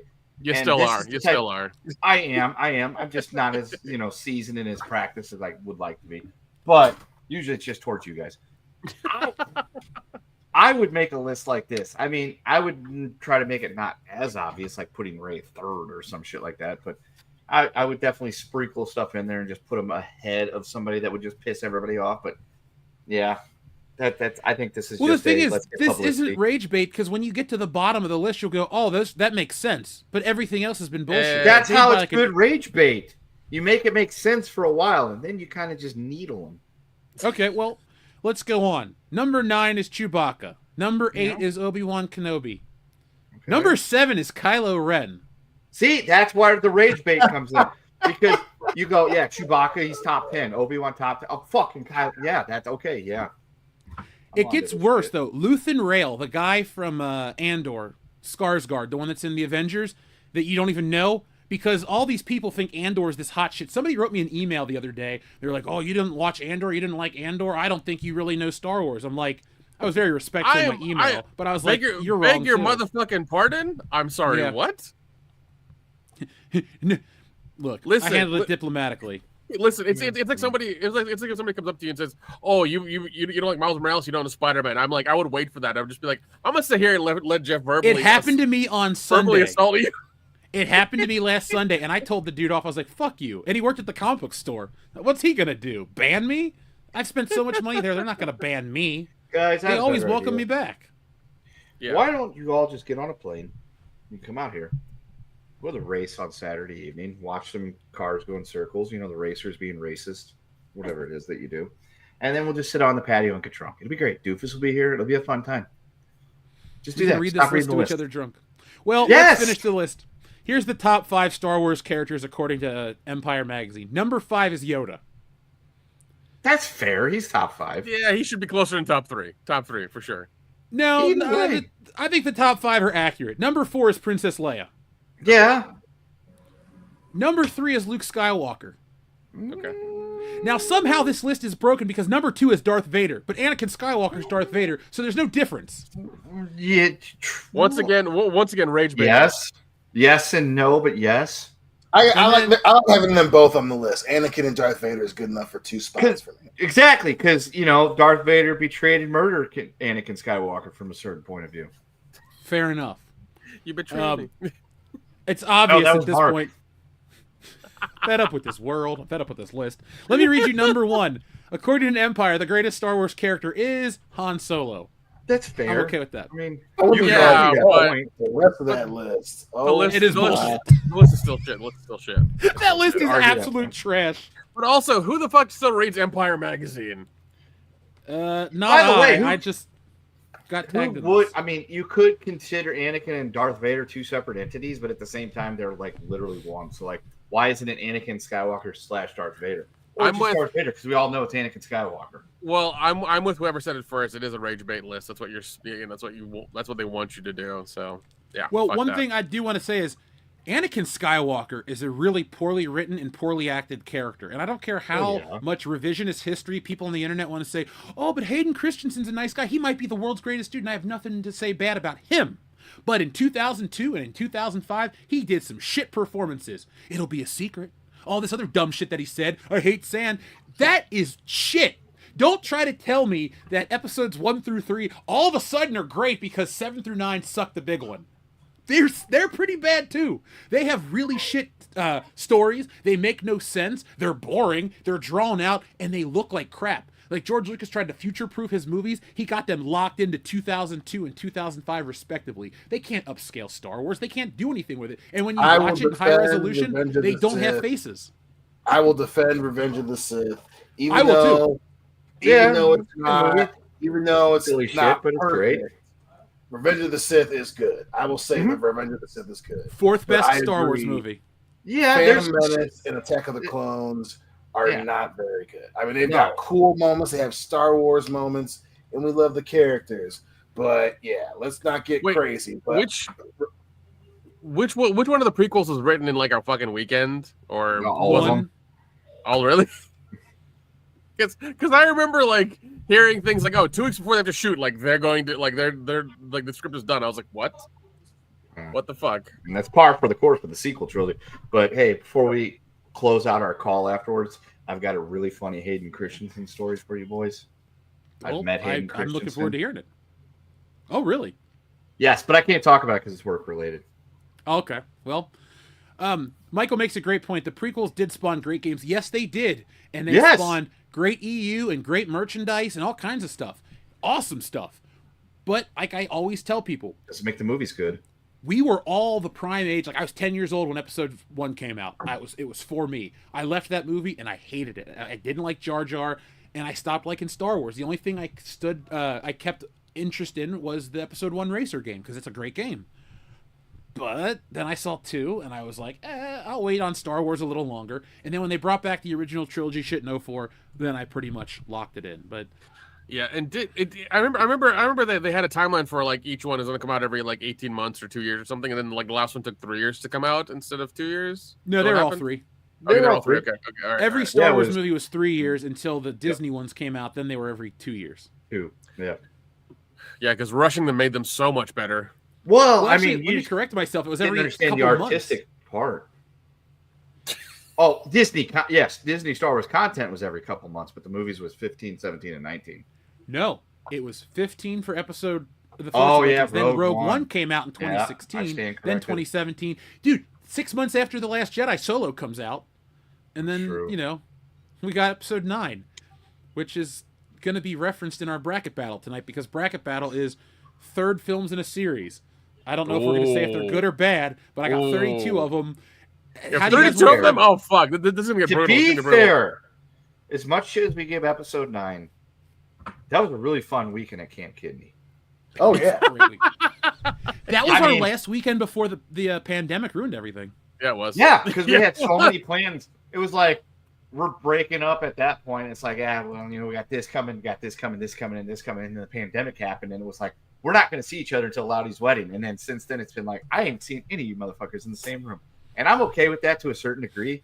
I mean, there are times where I'm like, man, I wish Dion was here so we could bet on football together in person instead of texting this shit back and forth. I wish Jeff was here because he would like some of this stuff. And then I leave it at that. Well, Nick, I'll see you next weekend, and we'll send Kendo some Snapchats about. No, wait, that's not true. The other day, when the internet for some reason doesn't want to work in one corner of the house on the bottom floor, which is by the modem, I'm like, God damn it! I wish Nick was here to help me fix this shit. Go fuck yourself. I have offered many a time to come be your. I keep telling you, anytime that you're available, you let me know what I need to go to the store and buy, and then you can fly here. I will pick your app. No, I'll send an Uber for you because McCarran is like 15 minutes away. That is too much of a drive, and I will. How old are you? I just don't want to pick him up from the airport like I'm his. No. I completely understand. Picking somebody up from the airport is like, that's I'll pick an ordeal. Up. I'm fine. A fucking ordeal. I'm fine with picking Doof up. He knows it. My mom's a different story because she doesn't understand. There's a second floor and a first floor. Go down the escalator to the first level. It's easier to pick you up there because it's just whatever. But but with Nick, it'd be like I'm driving. He's in my car. I feel like I'm driving him, and I'm like his driver, and I have to respect him. It's different. I can't do that because he'd want to get in the back, and I'd be like, no, you can sit up front with me. No. When you're driving, I'm going to be in the back seat. I want to feel what it feels like to be privileged. Yeah. So Driving Miss Nick. Miss Tam. Yeah. He's Jessica Lange. I'm Morgan Freeman. We'll make it work. Don't they bang in that Jessica movie? Tandy. No, Morgan that. Freeman and Jessica Tandy never do that in that movie. Yeah, she's too old. Yeah, she's like an old, sort of racist white lady, and he's just he's Morgan Freeman, and somehow they connect. It's a very wholesome movie. Racism is bad. I want to see that movie remade with Dion and who's the white lady that will cast with Dion? I'll Kathy do it Bates? in drag. I don't care. Oh, All right, I'm going to draw that picture now. No. The chemistry would be better. No. It'd be 100%. No, it'd be Dion and Angela White. That's who it would be. Oh no, that's not fun anymore. It's fun for him. It's not funny anymore. Yeah, She's not it's more old funny enough. if it's me. And Angela White, yeah. Yeah, it's both. Your wife will be so pissed. No, my wife would think it was. She wouldn't understand it because she doesn't get humor. That's not the weird gay Filipino interviewer guy humor. Oh, Gila douche. No, this is. I don't remember what the fucking guy's name is. She watched it, and it's segue that I will keep short. It is essentially she watches these shows where there's this guy who's gay, but he's married with. It's a thing in the Philippines. I can't explain it, but it just happens. And he'll interview celebrities, and they're be all these jokes that I obviously don't understand their language, so I don't get it unless they say Spanish or English words. And she'll be laughing her ass off at it, and I'm just like, I don't get it. But then we'll watch something else like a comedy here for that I'll watch, and she won't understand any because apparently East Asian humor and American Western humor is completely different. And if I even put anything BritBox on, it's nothing happens at that point. I was watching Keeping Up Appearances the other day to R.I.P. the bucket woman, and I'm laughing my ass off at the stuff, and she just doesn't get it. But you know what? My people weren't conquered by the Spanish. She should know because that's COE and she's Catholic, so no, she doesn't know what a vicar is. Okay.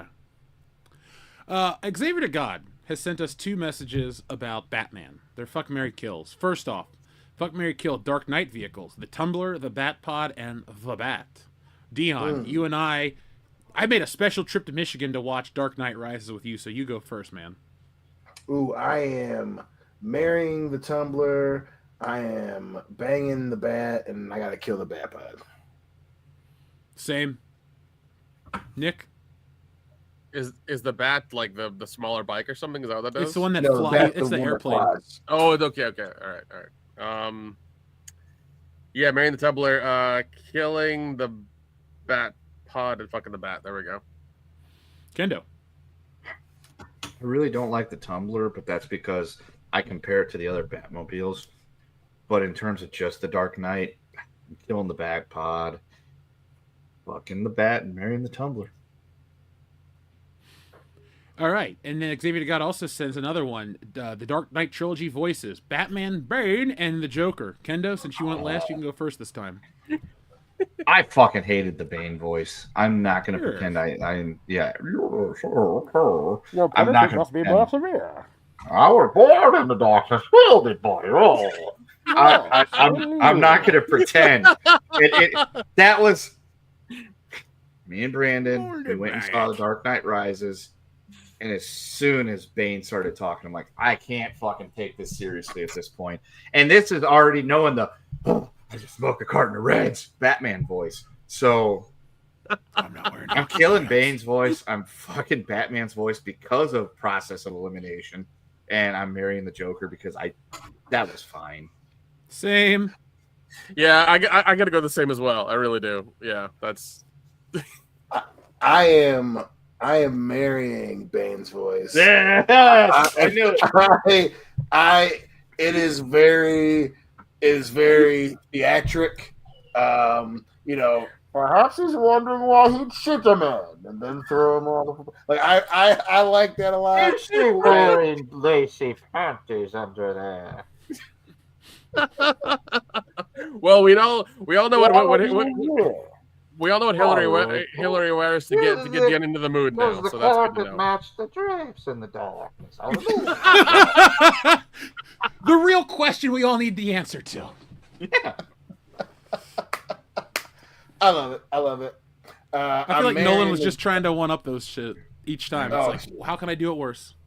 Hey. Maggie Gyllenhaal, you're not that attractive.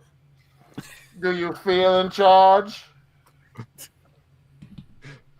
Who is the one man who has defeated me in freestyle? That's my favorite YouTube video of all time. Bane, the rap. I'm Bane. Yes, that's my name. If you say the name too much, the name becomes a name. Of course, the one thing my plan lacks is game, but if you say it to my face, then I'll... What is it? Shoot your plane? I haven't heard it in 10 years. Yeah. When I say Mess with no, me, you I'll say crash your so. plane. Oh, I don't have any nostalgia for those movies outside of the Batman Begins. That's my I love tied the for Nolan trilogy. favorite with 89. Love that. Jamie Jackson, you know what we'll do this year for Christmas, guys? Let's do Bane voices and sing Christmas carols. We'll do like a pre-recorded thing, and I'll make a commercial for it. Bane sings the hits. The bells were your ally. I was molded by them. Merry Christmas. Perfect. Happy New Year.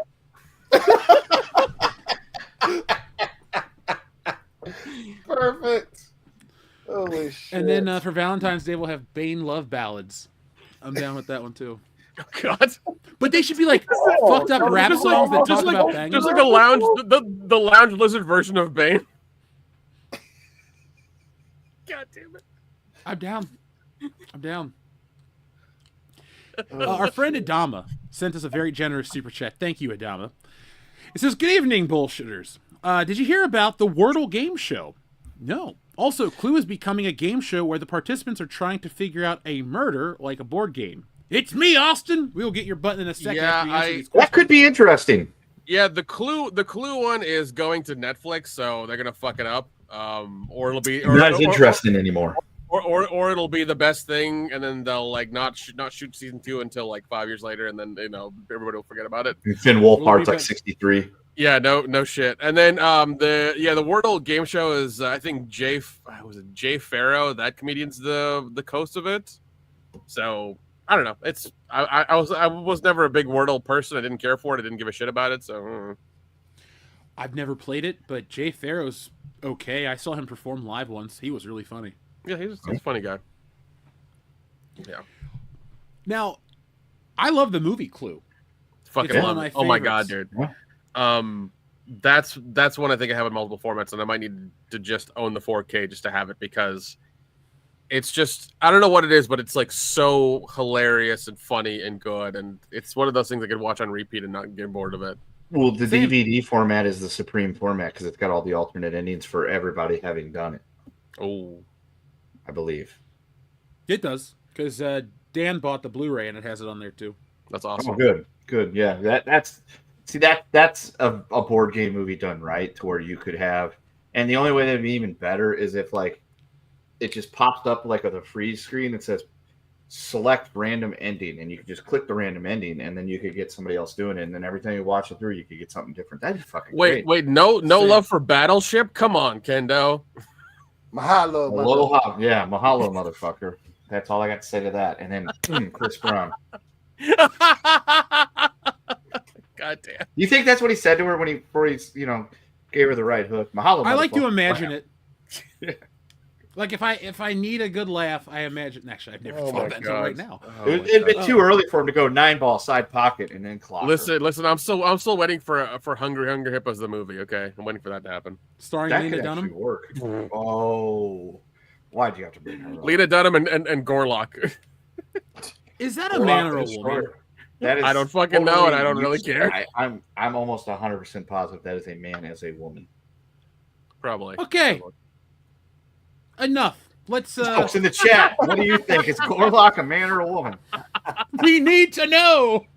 No, you don't. Comment No, you down fucking below. don't. You know what? We're gonna do a test. We're gonna name a stream we do called "Is Gorlock a Man or a Woman?" I bet you we get 10,000 people watch. I'm willing to try. All right, let's try it next week. Is Gorlock a man or a woman? We'll answer that question. Let's treat it like a Eventually. CSI episode with Bane's voice. We'll break it down. Ugh. I've never puked on my own show, but I might. What's? Yeah, I have passed out when I Yeah. drank a lot on the show. We've been there. Yeah, it was a lot of fun. Anyway, we have a request for a very special button, and it's probably my favorite one here on the channel. Who's that Pokemon?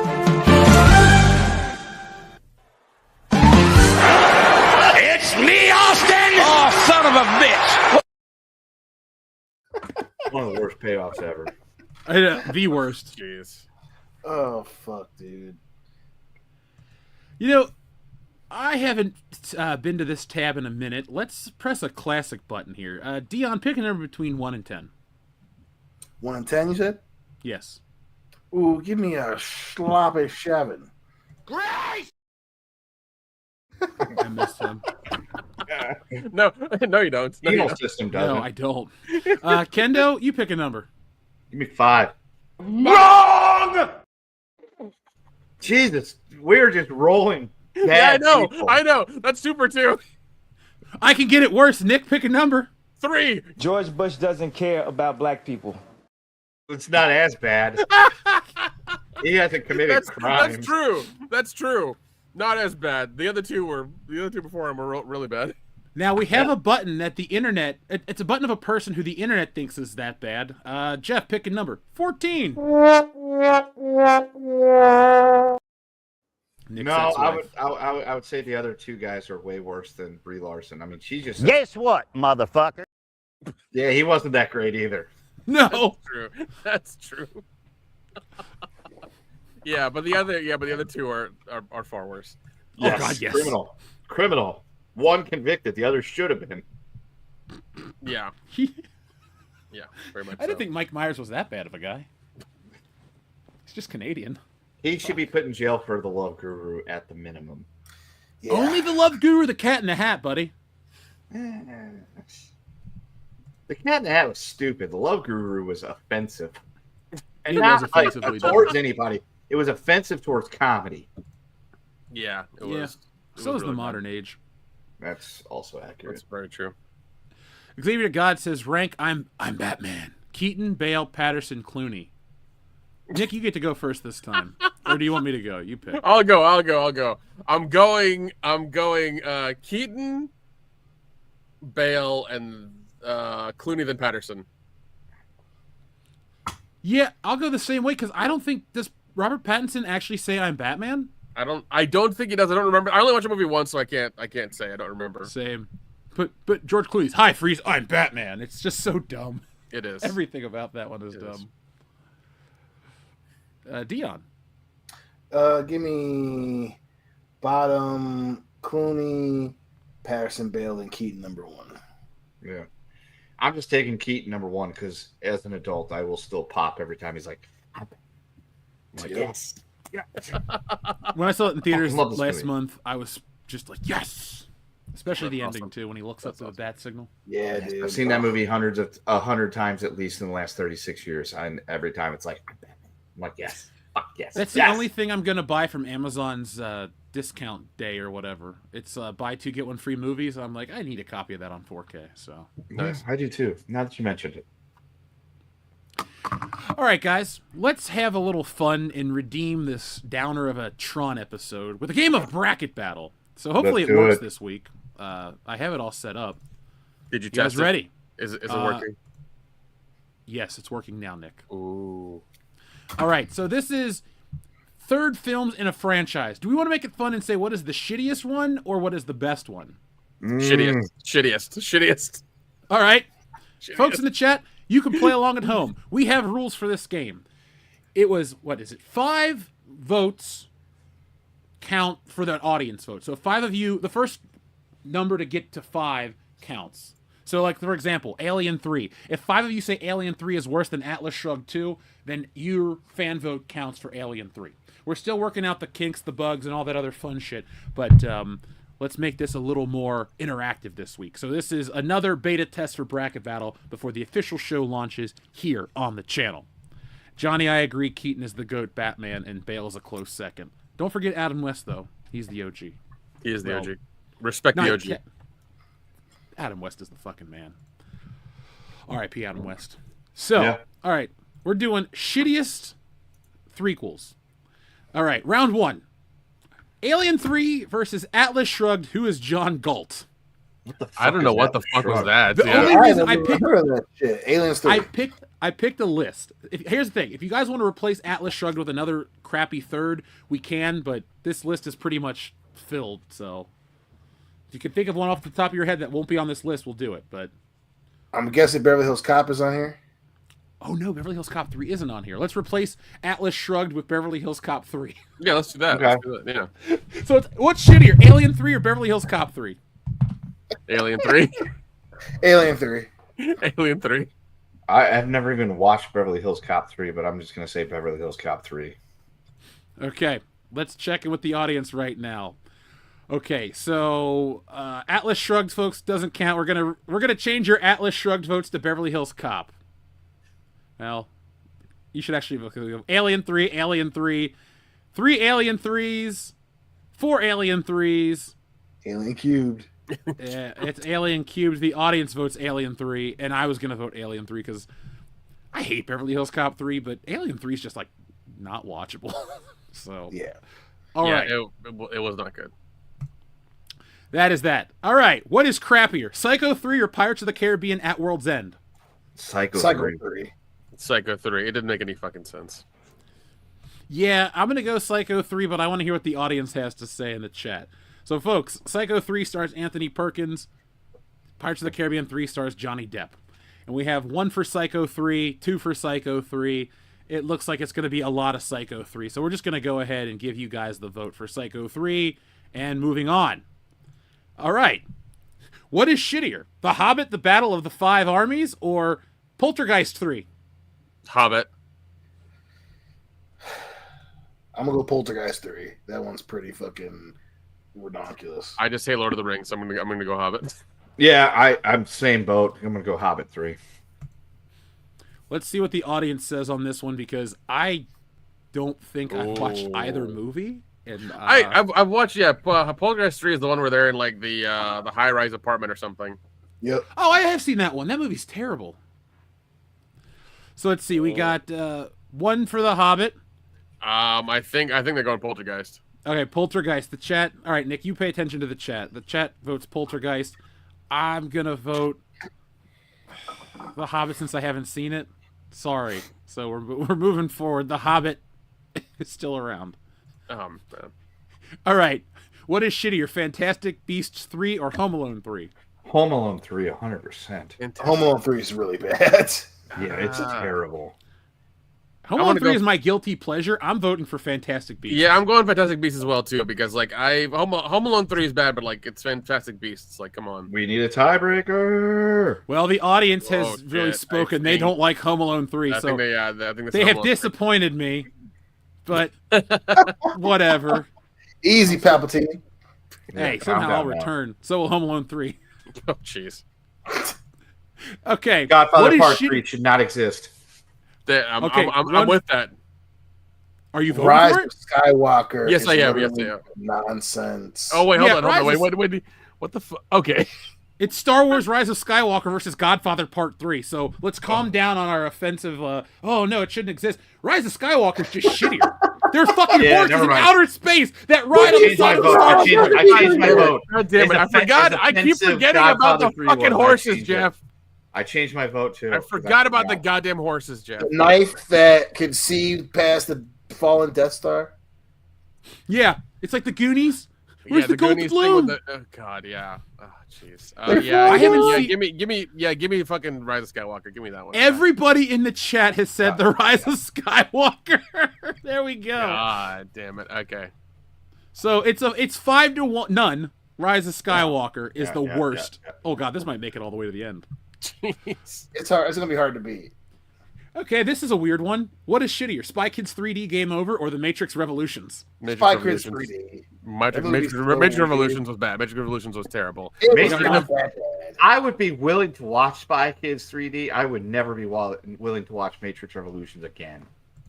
Yeah, same here. It's a 3-1 vote, but I want to hear what the audience 3D has is to like say. terrible George Lopez. But 3 is terrible Matrix, when the first one's great. Spy Kids is just the same level of meh. Well, I was a little too old for that, I think, right? Yes, Grade yeah. Only reason I ended up seeing it is because 3D is so bad. Like, even as a kid's movie, it barely makes any sense. Okay, so we have Matrix, Spy Kids, Matrix, Spy Kids. Well, it looks like we're going to go with Matrix for everybody. Spy Kids. Hey, Home Alone 3, Brett. Home Alone 3. You know what it's like. Okay. Alvin and Chipmunks. Okay, what is shittier, though? Alvin and the Chipmunks 3 or Cars 3? I haven't seen either of those, to be honest with you. So Kenda votes Alvin. I'm going to have to go with... Oh, shit. I know. Alvin and the Chipmunks. That movie's so annoying. Anybody else? Nick, you gone? Yeah, I'll go Alvin as well. Yeah, because like I haven't seen either of those, but I'll just go Alvin and Chipmunks. It's fine. Yeah, because I like Chasing Amy's Jason Lee, but that's kind of like an embarrassing role for him. I know the checks were great, but whatever. And the chat all hates Alvin and the Chipmunks 3. And they also say that Cars 3 has Nathan Fillion, so... Yeah, but he's, what is he, carrying the entire movie? Come the fuck on. Plus, Cars 2 is so bad that I've only seen the first one. I haven't watched anything beyond that. Like, I just didn't care. Yeah, don't. But 3 is definitely better than 2.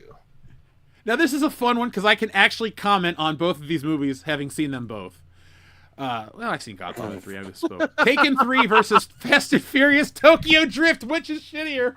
I gotta go with Fast and Furious Tokyo Drift. That movie is so early 2000s. Dude, oh god, they tried making a spin-off of that movie and like ruin that guy's career. Have you ever seen him act again? No, you haven't. Rightly so.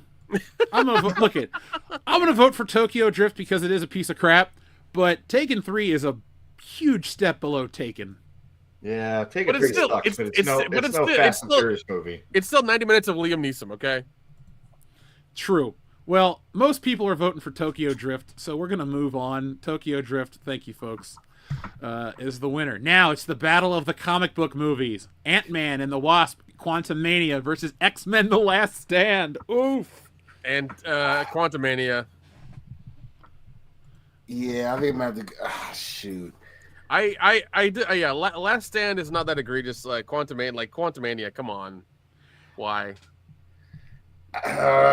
See, Dion, I'm voting. Hold on, let me get this ball rolling. I'm voting X-Men 3. I recently rewatched that piece of shit.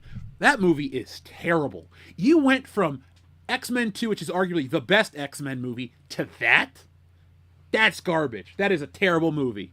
So, at least Ant-Man 2 was kind of crap, and then you just dropped the ball even farther down the list, but that's my statement, and I'm sticking to it. X-Men. I still want to watch what happens after Quantumania. Last Stand, I was almost done with that X-Men. Last Stand is such a disappointment. Is that what you're voting for? Yes, it is. All right, Kendo. I can't vote against Paul Rudd. Last Stand. Okay. Let's see. I love you, Paul Rudd. Yeah, we love you. We hardly knew ye. So the chat is voting. Oh God, we got a lot of Ant-Man. Well, we're gonna still vote. Let's see, Ant-Man. It's a 2-3 in the favor of X-Men. So sorry, folks. Even though you guys hate Ant-Man and the Wasp: Quantumania, X-Men: The Last Stand is going on to the next round. This is an interesting one. Hangover 3 versus the Mummy: Tomb of the Dragon Emperor. Mummy, because it doesn't have the same. What's her Maria face? Bella's not a great replacement. Oh, the for the wife. Rachel Weisz. Oh yeah. Rachel, Oh shit. Yeah. Weisz, That's yeah. That's a good point. I'll go with that too. I completely forgot about that one, even though I have it. That's probably the one I watched the least. So yeah. Kendo. I hated Hangover Part 3. They should never have made anything past the first one, but Agreed. I'm gonna go with you guys on the Mummy thing, and I cast my vote that way. Yeah, the Mummy is great. The second one's pretty decent, and the third one's just stupid. So I'm gonna vote for that one too. But I hate the Hangover 3 as well. By the way, shout out to Jamie Jackson. Tokyo Drift is cancer. That's harsh but fair. Oh my god. Yeah, probably right. Okay, so let's see. We have Hangover, The Mummy, Emperor's Tomb, Hangover, Mummy. There's no third Mummy. So it looks like you guys vote for the Mummy. So that's a clean sweep. Oh, God. This one's hard. Spider-Man 3 versus Rocky 3. Spider-Man 3. Nick has stepped away. Dion has stepped away. So I will answer. Okay. Rocky 3 doesn't suck. Spider-Man 3 is not great. So I'm going Spider-Man 3. Spider-Man 3 is such a letdown. It's just such a letdown. Yeah, Spider-Man 3 as well. Yeah, this is only because we needed films for the list. Rocky 3 is not bad. Rocky 5 is the bad one. Yes. Okay, so Just wait until Rocky 5000. I am waiting every day. I'm counting down. Are we there yet? And the universe just tells me no. So Spider-Man, Rocky, Spidey, and then the chat. Okay, Spidey. So everybody's voting for. Well, majority votes for Spidey. Sorry, Spider-Man, you're making it to the next round of shittiest threequel. Now, I made a mistake here. I guess I copied this one twice. Superman 3 versus The Godfather Part 3. So let's replace it with... Jaws 3 on here? Oh, wait, is Jaws 3 on here? Yes, it is. Okay. Halloween 3. We'll replace it with Halloween 3 versus Superman 3. Which is shittier? Superman 3? Yeah. Superman 3? Yeah, Superman 3 is bad. Yeah, it's terrible. Halloween 3 is great. Yeah, I just picked one out of my... It's still scary. It still does its job. I wouldn't wear one of those fucking masks. You know, like evil Superman, the rest of that movie's dog shit. You mean you don't like Richard Pryor putting on a tablecloth as a cape, and he's on flying around like this, and then he gets on the skis and he flies off the side of a building? Yeah, that movie's garbage. Yeah, we got the picture. Superman. Yeah. Okay. Batman Forever versus Tron Ares. What's your shit? Jeez, I wonder how this one's gonna go. Batman. Okay, Tron Ares is shittier. Yeah. Let's just, you know what? Fucking 20 points for Tron Ares. God damn. Okay, that movie was bad, Jeff, but who hurt you, man? Who the fuck hurt you? Tron Ares, apparently. Jerry Leto. Tron Ares. Jeez. Okay, I don't know what the kissing booth is. Is it better or worse than RoboCop 3? What the fuck? You could. Okay, is Blade 3 in here? We'll replace this with Blade 3. The kissing booth no longer exists. Which is shittier, RoboCop 3 or Blade 3? RoboCop 3 shittier. RoboCop 3 still shittier. Yeah, probably. Yeah. Blade 3 is so disappointing.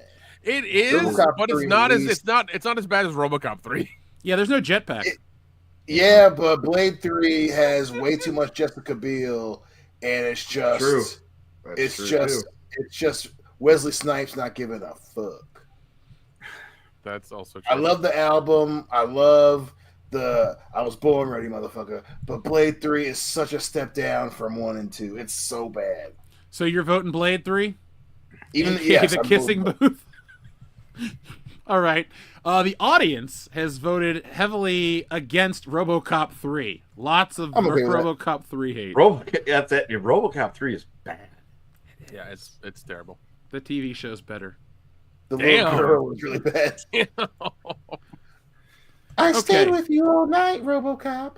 I'm gonna vote 50 Shades Free. I've never seen either one of these movies, but those movies can go What fuck in the themselves. fuck? 50 Shades Free. You got to let me read the titles for the audience. We got The Chronicles of Narnia 3 versus 50 Shades Freed. So you're 50 going to which Shades. one, Kendo? 50 Shades is not a 50 dry Shades, seat in the fuck house. that. I hate that. Those movies are terrible. Probably. Yeah, I've never yeah, watched they're them. I'm just yeah, they're assuming. yeah. I'm gonna go 50 Shades as well. Fuck that whole franchise. I've only seen 50 Shades in clips on YouTube, and it looks awful. I'm sure you have. Wink, Yeah. wink, nudge, nudge. Hey, man. I don't think Dakota Johnson can act, so I'm going to vote that. And the audience is voting for 50 Shades as well. So here we go. 50 Shades. You know, Final- you know, there's a very odd correlation between 9/11 and 50 Shades of Grey, right? No, I did Hey, not know that. Tell me at the end of bracket battle. Like, pull up those notes. I need to know this. We cannot Okay. end the show Yeah. without knowing that. Yeah, we got to know. Did the Saudis do 50 Shades? And knowing is half the battle. All right, guys. Final matchup of the first round. Highlander 3 versus Jaws 3D. Which is shittier? Jaws 3D. It's so bad. It is, but Highlander 3 is not. Louis funny. Gossett Jr. can't save it. I'm going to vote Highlander 3 because at least Jaws 3D had a gimmick. Yeah, but Van Peebles saves the final. I never dimension. said it was a good gimmick, Dion. I just said it was a gimmick. You're an honest man, if anything. What is it? Let's see. What's worse? Highlander was worse. Okay. Seal the park. God damn it, seal the park. So Lou One Gossett has- Jr. saved Jaws 3 like he really did. yeah, but Dennis Quaid gives a really bad performance, so I'm going to vote Jaws. When is he 3D, giving a good performance? Any given Sunday. Inner Space? Yeah. Get out of here. I love that movie. That's a good movie though. All right, let's see what the audience says. We have 1 for Highlander, 2 for Highlander, 3 for Highlander. We got one for Iron Man 3, too. One for Iron Man 3.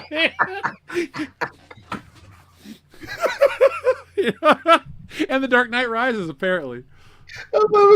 It's just Iron Man 3 is shit. It's not even in the bracket, but it's so bad. Somebody had to vote for it, and I appreciate Remember, that. this is a beta test for the real show, and we pulled it together at the last minute. Tron broke my spirit, guys. It did, man. I still love you. Just know that I still love you. Okay, so we're gonna go with what won? Was it Highlander or Jaws? They were I think tied. Jaws won. Oh shit!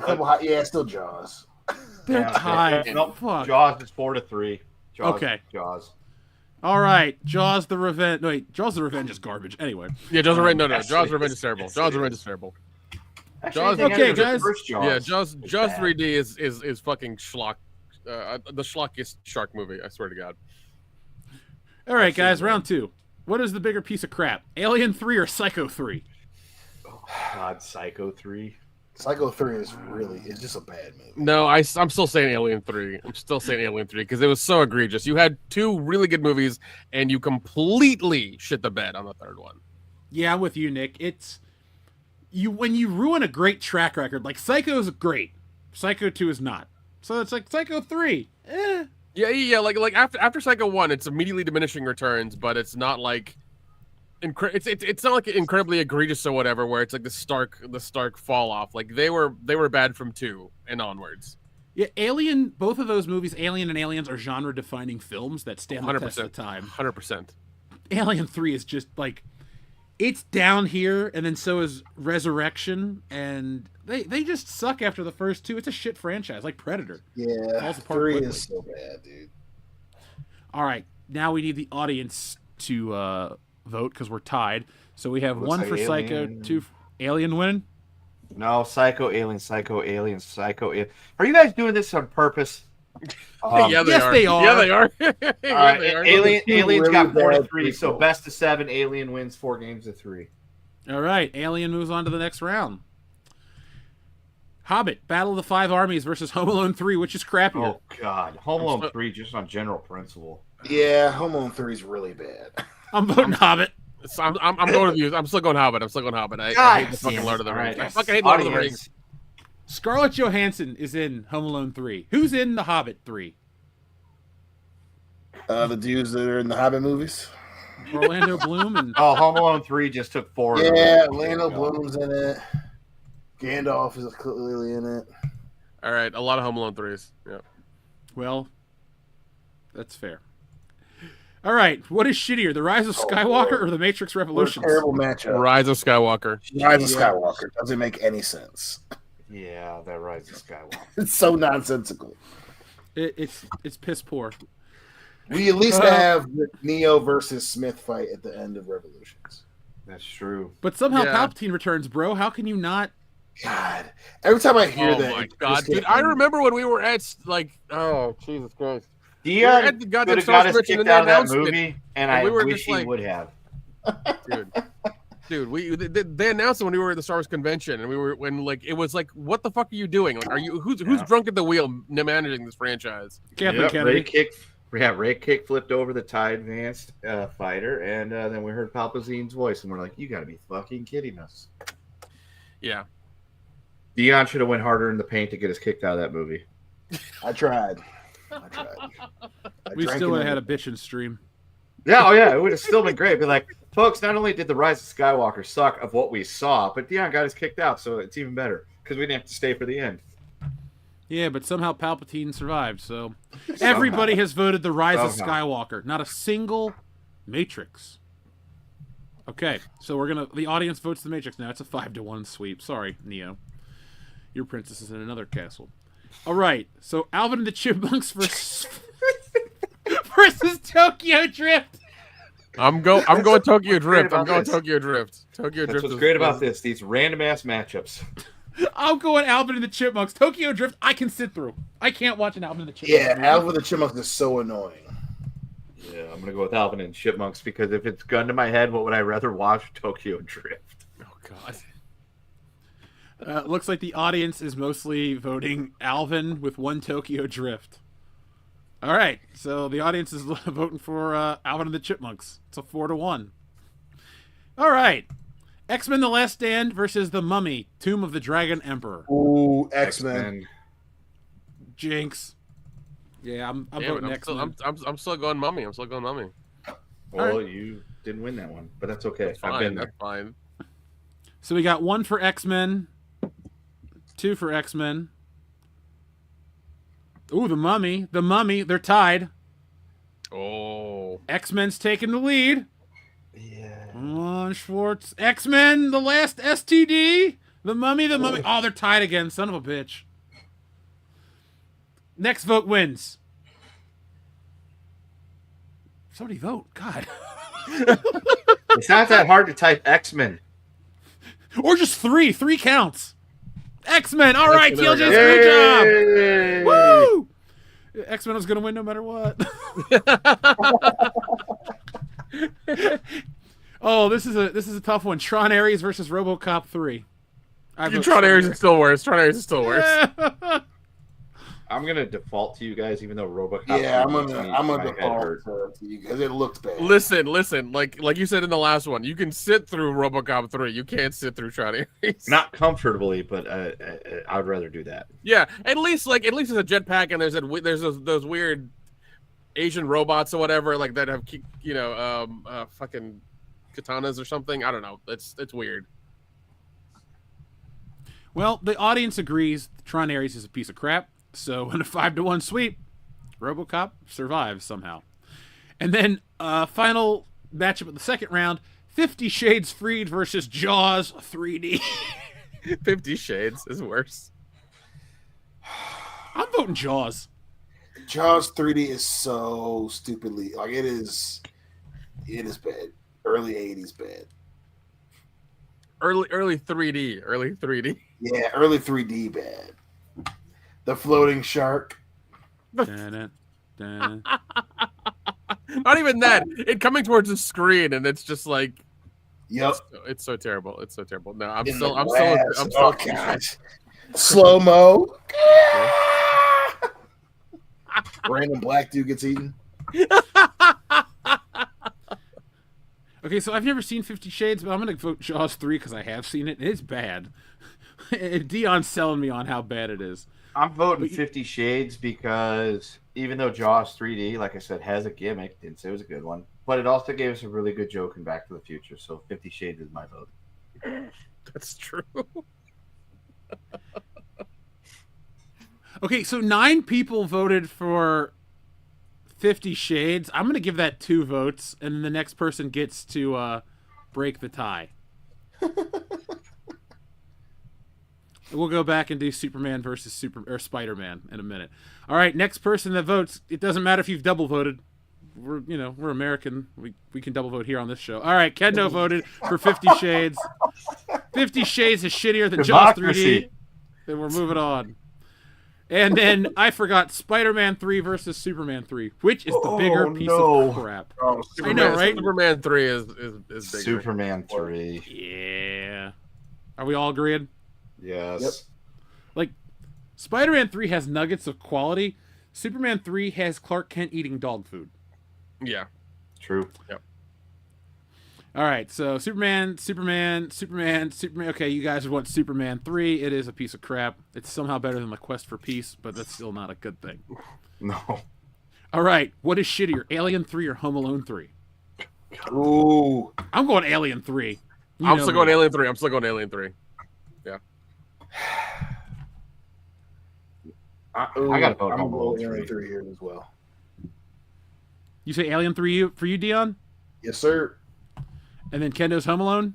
Yeah, I'll go on Lonely Island with Home Alone 3. Okay, Alien, Home Alone. Oh, let's go back up. Home Alone, Alien. Alien, Home Alone, Alien, Home Alone, Home Alone. Home Alone. Okay, so the chat votes for Home Alone. Alien still makes to the next round.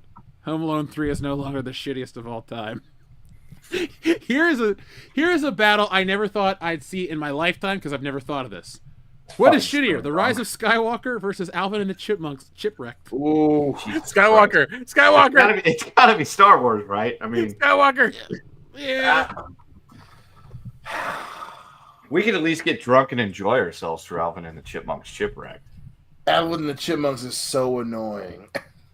But I'm the spy. But I'm the spy. I Oh know. my God. And I am Ray Skywalker. Yeah.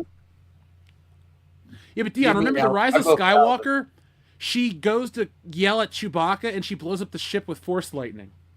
Yep. Yeah, but then you've got And she them thinks she trying killed to him. keep Jason Lee from getting a girlfriend, and it's just like, ugh. So you're actually going to vote still. Alvin and the Chipmunks is better than shittier than Rise of Skywalker? Alvin and the Chipmunks is so annoying, dude. Like, it's just Okay. No judgment. Your vote counts. Yeah. One man, one vote.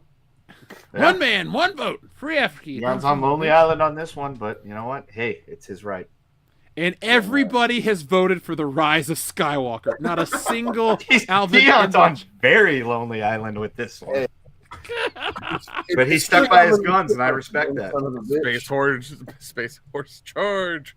God, I will never forget that fucking commercial, that goddamn trailer, ever. So stupid. Piece of crap. All right, what's the shittiest superhero movie on this list? The Last Stand or Superman 3? Oh, God. Superman 3. Go with Superman 3 on this one. Yeah, Superman 3. It's got to be Superman 3. Yeah. X3's garbage, but Superman 3 is next level dumb.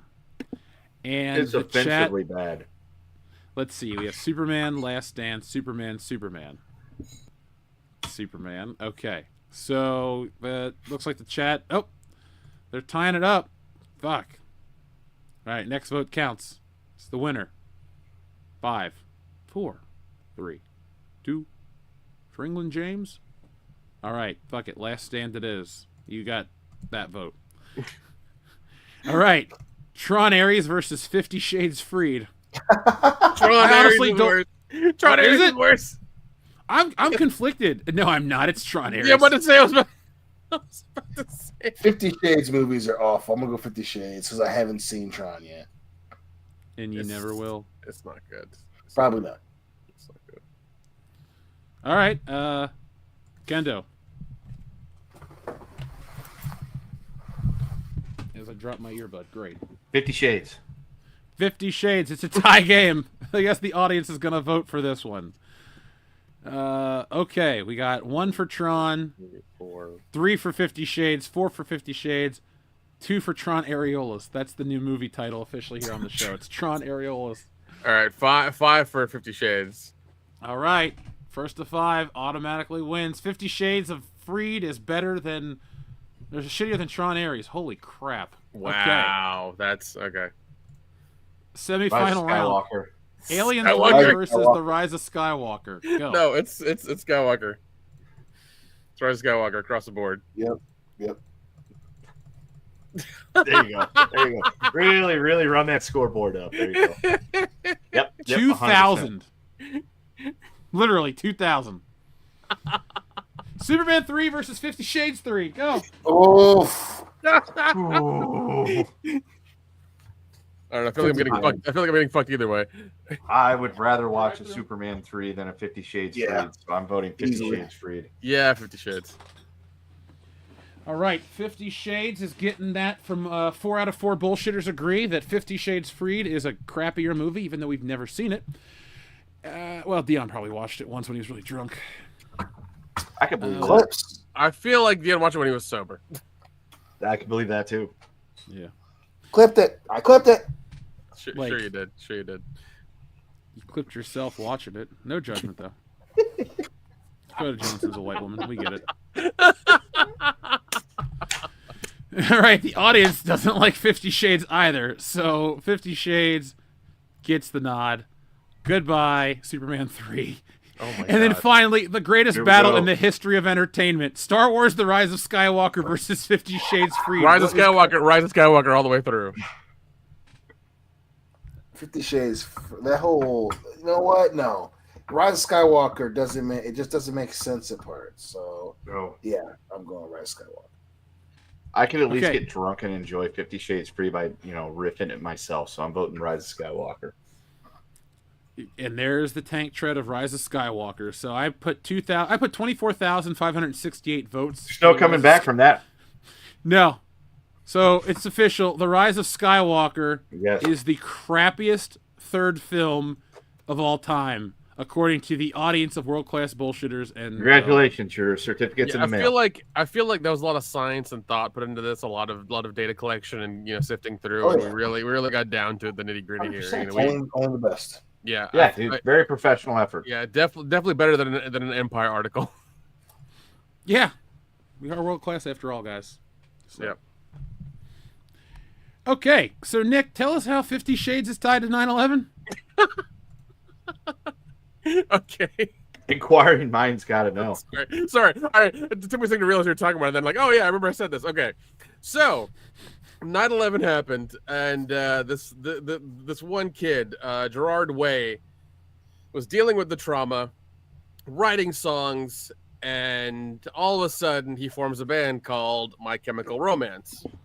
Wait, is this that fucking Ebony Raven Darkness Way book?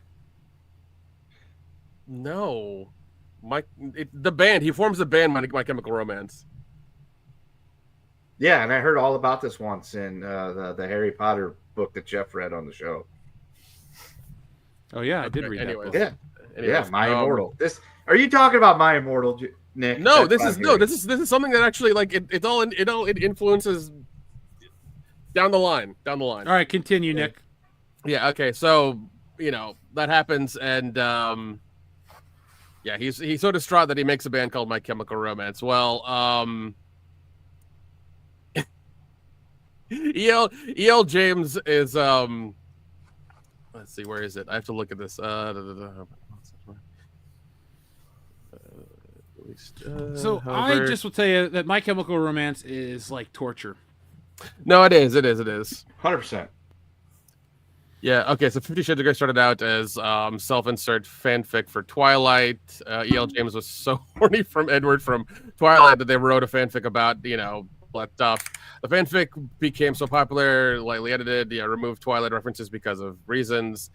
However, Stephanie Meyer wrote Twilight after she was inspired by her own crush on Gerard Way of My Chemical Romance. Damn it, son of a bitch. Yeah. It's like 6 degrees of bullshit. So from 9/11 you get 50 Shades of Grey. Thanks, Bin Laden.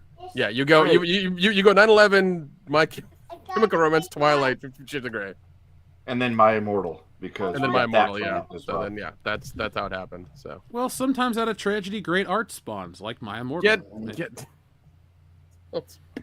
We should do that again. We could either make it Patron content, or we could just read the story again for people that might not have been there for episode 66. Yeah, really, episode 66. Episode 66, I believe 97 and 99. This is episode 464. So for episode 466. Oh wait, no, that's our 10-year anniversary. Shit. Yeah. We'll do it after that. 400 episodes plus one. There you go. Elizabeth says, I got the worst indigestion from that. Thanks, Nick.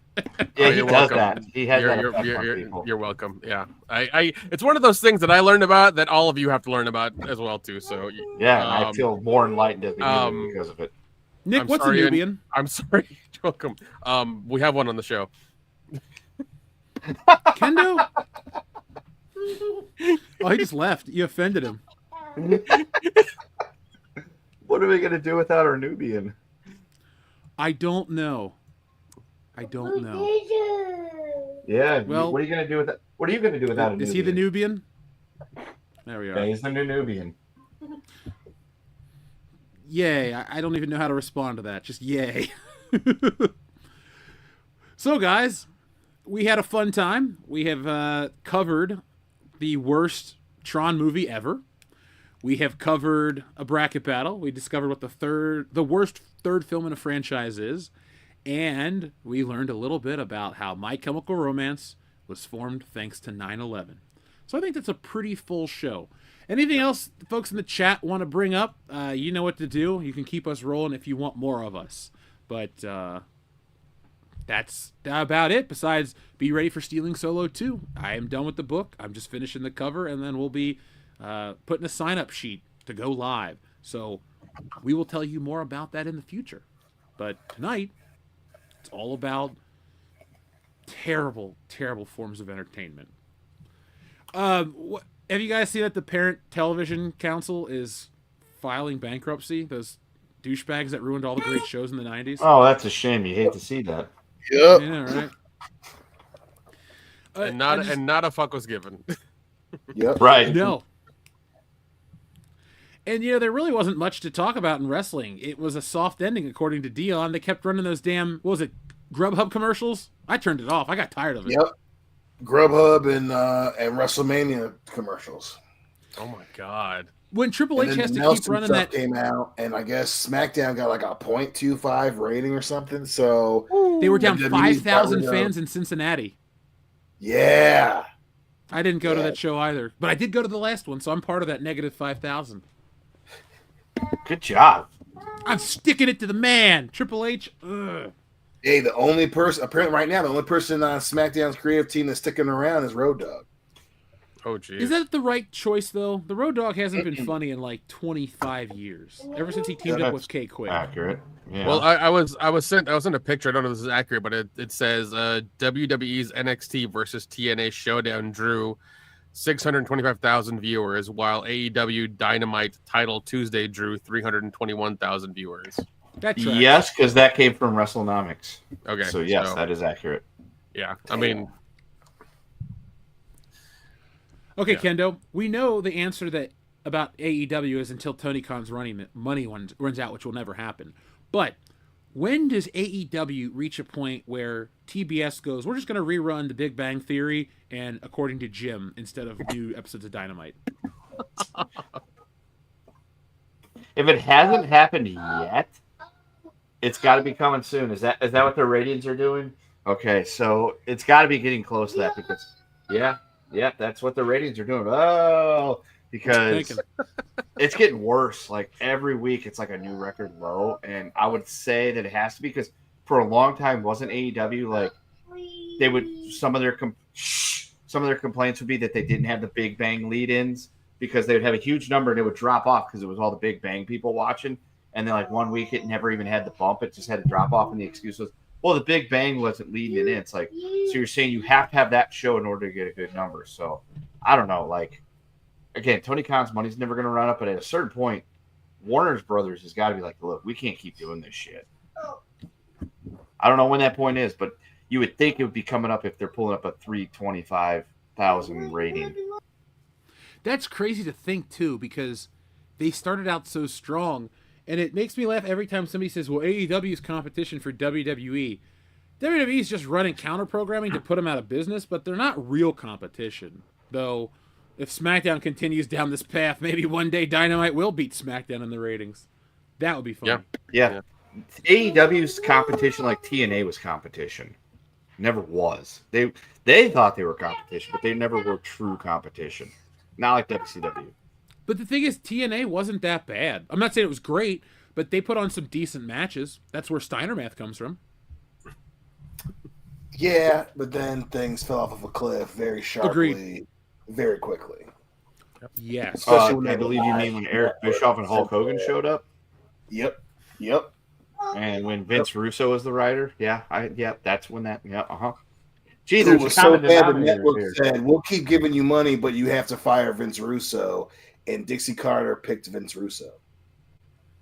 Well, she had that Panda Energy money. See, you don't need Nepo babies to run wrestling companies. You need a depraved, psychotic genius like Vince McMahon. Damn it. Yeah. Isn't that's where we're at? You need a Vince McMahon and all of his fucking proclivities. Yeah. That's what you need. It's not just it really dumps, it's chocolate titties, what you need. too. The chocolate titties. God damn it, pal. I mean, we all love chocolate milk, so I understand where Vince is coming from. But it ties in with Clone Geek's comment about the parent-teacher or the Parent TV Council because they're the people that used to bitch at the WWF. Oh, it's too violent. Oh, it's too sexual. It's this, it's that. It's like, look, yeah, maybe watching people get concussions every week on TV isn't the best form of entertainment. But I have never done anything I saw on television in real life and caused any damage to people. You know, Dion and I might say we're going to wrestle or beat each other's ass or whatever, but, like, it's in 2K, and we just sit there and drink beer, and then we're like, all right, man, well, that was cool. Let's go do something else. But those people were like, they're like the right to censor. That's why they were parodied. Yep. So, Vince is like, haha, fuck those guys. He just woke up this morning. He's like, ha, ha, ha. Vince should have just bought him back in the day. That would have been funny. That would have been hilarious. I mean, that's the most Vince. Hell, he could buy him now. If they're going into bankruptcy, he's still got the money. He could buy that. You ain't lying. Or he could just let them die and just not do anything. In his maniacal mind, it would be more fun to buy them and then change all their shit. Yep. So here is an article about this. It says the Burbank nonprofit filed for liquidation, noting that it had $92,000 worth of assets and $285,000 in liabilities. The PTC did not reply to requests for comments for the filing. The organization launched in 1995, and by the early 2000s, the PTC was a powerful force in the culture war. Its press releases criticizing the latest risque scenes on broadcast and basic cable routinely generated media headlines as its deep dive studies showing an increase of more adult content. The organization's tagline was, "Because our children are watching," which seemed to strike a chord among some parents as broadcast channels pushed the envelope in terms of adult content to compete with the more grown-up vibes of cable channels like FX and AMC. The basic cable channels strove to compete with R-rated vibe of premium cable like HBO and Showtime. Once streaming services entered the fray, which were free of worries of government regulation or advertisers, TV entered a post-censorship era where the likes of Netflix can offer both children's cartoons and hard R-rated films in the same app with no eyebrows raised. But for a while, the PTC was the watchdog with teeth. The organization helped spearhead complaints of the FCC about Janet Jackson's titty during the CBS coverage of the Super Bowl. A fine for $550,000 was eventually tossed. It helped generate enough outrage against CBS for a 2000 episode of Without a Trace, which suggested some teenage characters participated in an orgy and was hit with a $3.6 million fine to CBS. And the PTC's battles were downright silly. In 2006, they went after an episode of SpongeBob, accusing it of featuring a dolphin sound that represented the F-bomb and a word for buttocks. In a 2010 story, the New York Times suggested the PTC was already stumbling a bit and struggling with declining donations and legal battles. At the time, the PTC was in full froth against CBS, having William Shatner's sitcom titled Shit My Dad Says, and outraged by a sexy GQ magazine featuring the young members of Fox's Glee. But perhaps the PTC's most frequent target was Family Guy. The organization had a years-long feud with the animated hit and often named the show as the worst show of the week. One episode, Family Guy prompted a reported 188,000 letters from PTC members. Family Guy's creator, Seth MacFarlane, had notoriously had a description of the PTC's protest letters. In 2008, he said it's like getting hate mail from Hitler. They're literally terrible human beings. I've read their newsletter, I've visited their website, and I've seen the rotten core that they have. For an organization that prides itself on Christian values, I mean, I'm an atheist, so what do I know? They spend their entire day hating people. They can suck my dick as far as I'm concerned. But fair though, they're right. Family Guy sucks. Yeah, but these people are they're like Karens. What the fuck are you doing? Oh, I'm so offended. Turn off the goddamn channel, lady. And it's mostly uppity white ladies that were so offended. Like, that was the time everyone's like, oh, I miss the old days. You know what? The old days were great, but that's the type of shit that made the old days suck, the fat one. It was garbage like the PTC that had so much power. Oh, we're going to give you a fine. That's like if you get like a fucking ticket from a kid for jaywalking. What the fuck power do they have? This type of shit, I'm glad to see them go. I'm really happy to see them go. I hate Family Guy too. But that kind of stupid arbitrary censorship is garbage. And yeah, I don't like a lot of the crap we deal with today, but I'm glad to see them go. I will take a hard stand on that. Fuck them. Goodbye and haha. That's all I'll say. What do you guys have? Anything to add? No, fair enough. 100%. If you don't like it, just change the fucking channel. That's all you gotta do. No, Ken, I'm with you. If you don't like it, change the channel or figure out how to get your kids not to watch it. Like you're the fucking parent. Like tell them you're the parent. Like you can control what they watch. Come on now. Exactly. And you know what's gonna happen if they want to watch it anyway? They're gonna find ways to do it because we did. Yep. And it was a lot tougher. It's a lot tougher for us to do it, though. It was a lot tougher for us to find ways to watch it. But we still got it. I mean, we all grew up to be responsible citizens. Sure. Well, it's funny how the PTC and their campaign sounds a lot like that shit over in the UK with the internet. It's like, oh, think of the kids. That's why you can't tweet. It's like dumb. I just saw a thing of like there was a sign that like a thing of sodas where like you could only get one serving of Coca-Cola Classic, and then you had to get the other like low sugar, low calorie sodas after that. You couldn't get two. Where? It was a sign in the UK. It's at some like restaurant or whatever. It was just a sign that says, please. It wasn't like there was like a dude there. It was just a sign that said that. And it's like, the UK is becoming 1984 really fucking quick. And good luck to you guys. Yeah. Sorry, we're not going to do our world tour there. That's why we're going to Amsterdam. If you need any help about running a revolution, give us a call. The porn revolution. Operation Saskatchewan. Hold on, never mind. I got an idea. I'll say it off air because I don't want my ideas taken. Good. Yeah, we need to. It's international now. It's just one of those things where it's like I hear more and more about the UK, and I'm just like, if you post something bad, like somebody will come to your door and take you to jail. If you say something bad at a protest, same thing. You can't get enough soda. Like they're gonna and they want to do they're pushing the digital ID thing hard. Like it's once again, I hope those people fight it out and figure it out because it's getting bad. It's getting bad. So is it going to be V for Vendetta?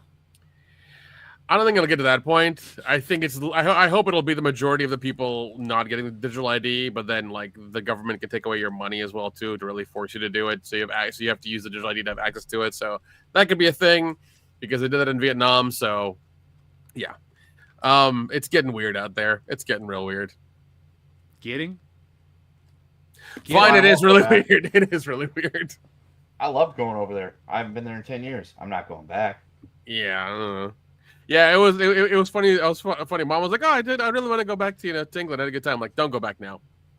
If you had done it BC before COVID, it would have been fine. But don't do it now. Yeah, I don't really have much to add. But besides, I don't want to go. So yeah, like I would have loved to go, but it's gotten no, thank you. Well, we had a bunch of messages rolling from the audience. Thank you guys. We appreciate that. First off, 860 Saiyan God says, the worst third sequel from worst to least worst. RoboCop, Beverly Hills Cop 3, The Matrix Revolutions, Terminator 3, Rise of the Machines. Yeah, Terminator 3 didn't even make our list. No, it didn't. I should have put that. Yeah, you should have. It wouldn't have made it very far, though. It wouldn't have made it very far. No, but it's not better good. Than Terminator. It's better than bad Terminator 4, compared. 5, and 6. Yes. Yeah, that's true. But Dion it's not Dion's favorite though. It's not Dion's favorite. No, Dark Fate. I think I can pick this list out, and I think we can all agree to it. Beverly Hills Cop 3 is the worst. RoboCop 3, or vice versa. Then The Matrix, then Terminator 3. I think. No. Beverly Matrix Hills Cop is on the 2 bottom. would be Matrix, then RoboCop, then Beverly Hills Cop, then Terminator. Yep, there it is. I almost got it, but that's it. Yeah, that's it. That's it. Beverly Hills Cop 3 is dumb and bad, but it's like better than a lot of other movies that exist. Matrix 3 is like, and RoboCop 3 is just a terrible movie outright. It's like The Quickening of level bad. But oh god, yeah. Our friend Enrique Vasquez says, you guys should do a wrestling show with Stuttering Craig and Marvin Montero from That Park Place. Detention Button. I had told Craig about doing the wrestling stuff. They never reached out to me, man. So I was interested because I know more about that shit than those guys, for sure. Dion, we've been to WrestleMania. You've been 10 times. I went 18. I've been to wrestling like 60 times overall. We hung out with The Godfather and got to hear all kinds of stories that we can't relate. I think we know a lot about wrestling, but that's cool. Yeah. Detention Button. Where are we at right here? Right. So, Mitch, cut it out. Here you go. You had enough yet? No. That's another one. So? You just say the word, I'll keep going. Go. Eeny, meeny, miny. Mo. Your mother was a... Ho. He was a famous clown. Bobo. Mitch, cut it out. Bye, Mitch. Oh, shit. Pushberry Fire, Macho Man Randy Savage, Rowdy Roddy Piper, and Ric Flair. Oh. Pushing Randy, burying Rod. Ah, shit, no. Pushing Randy.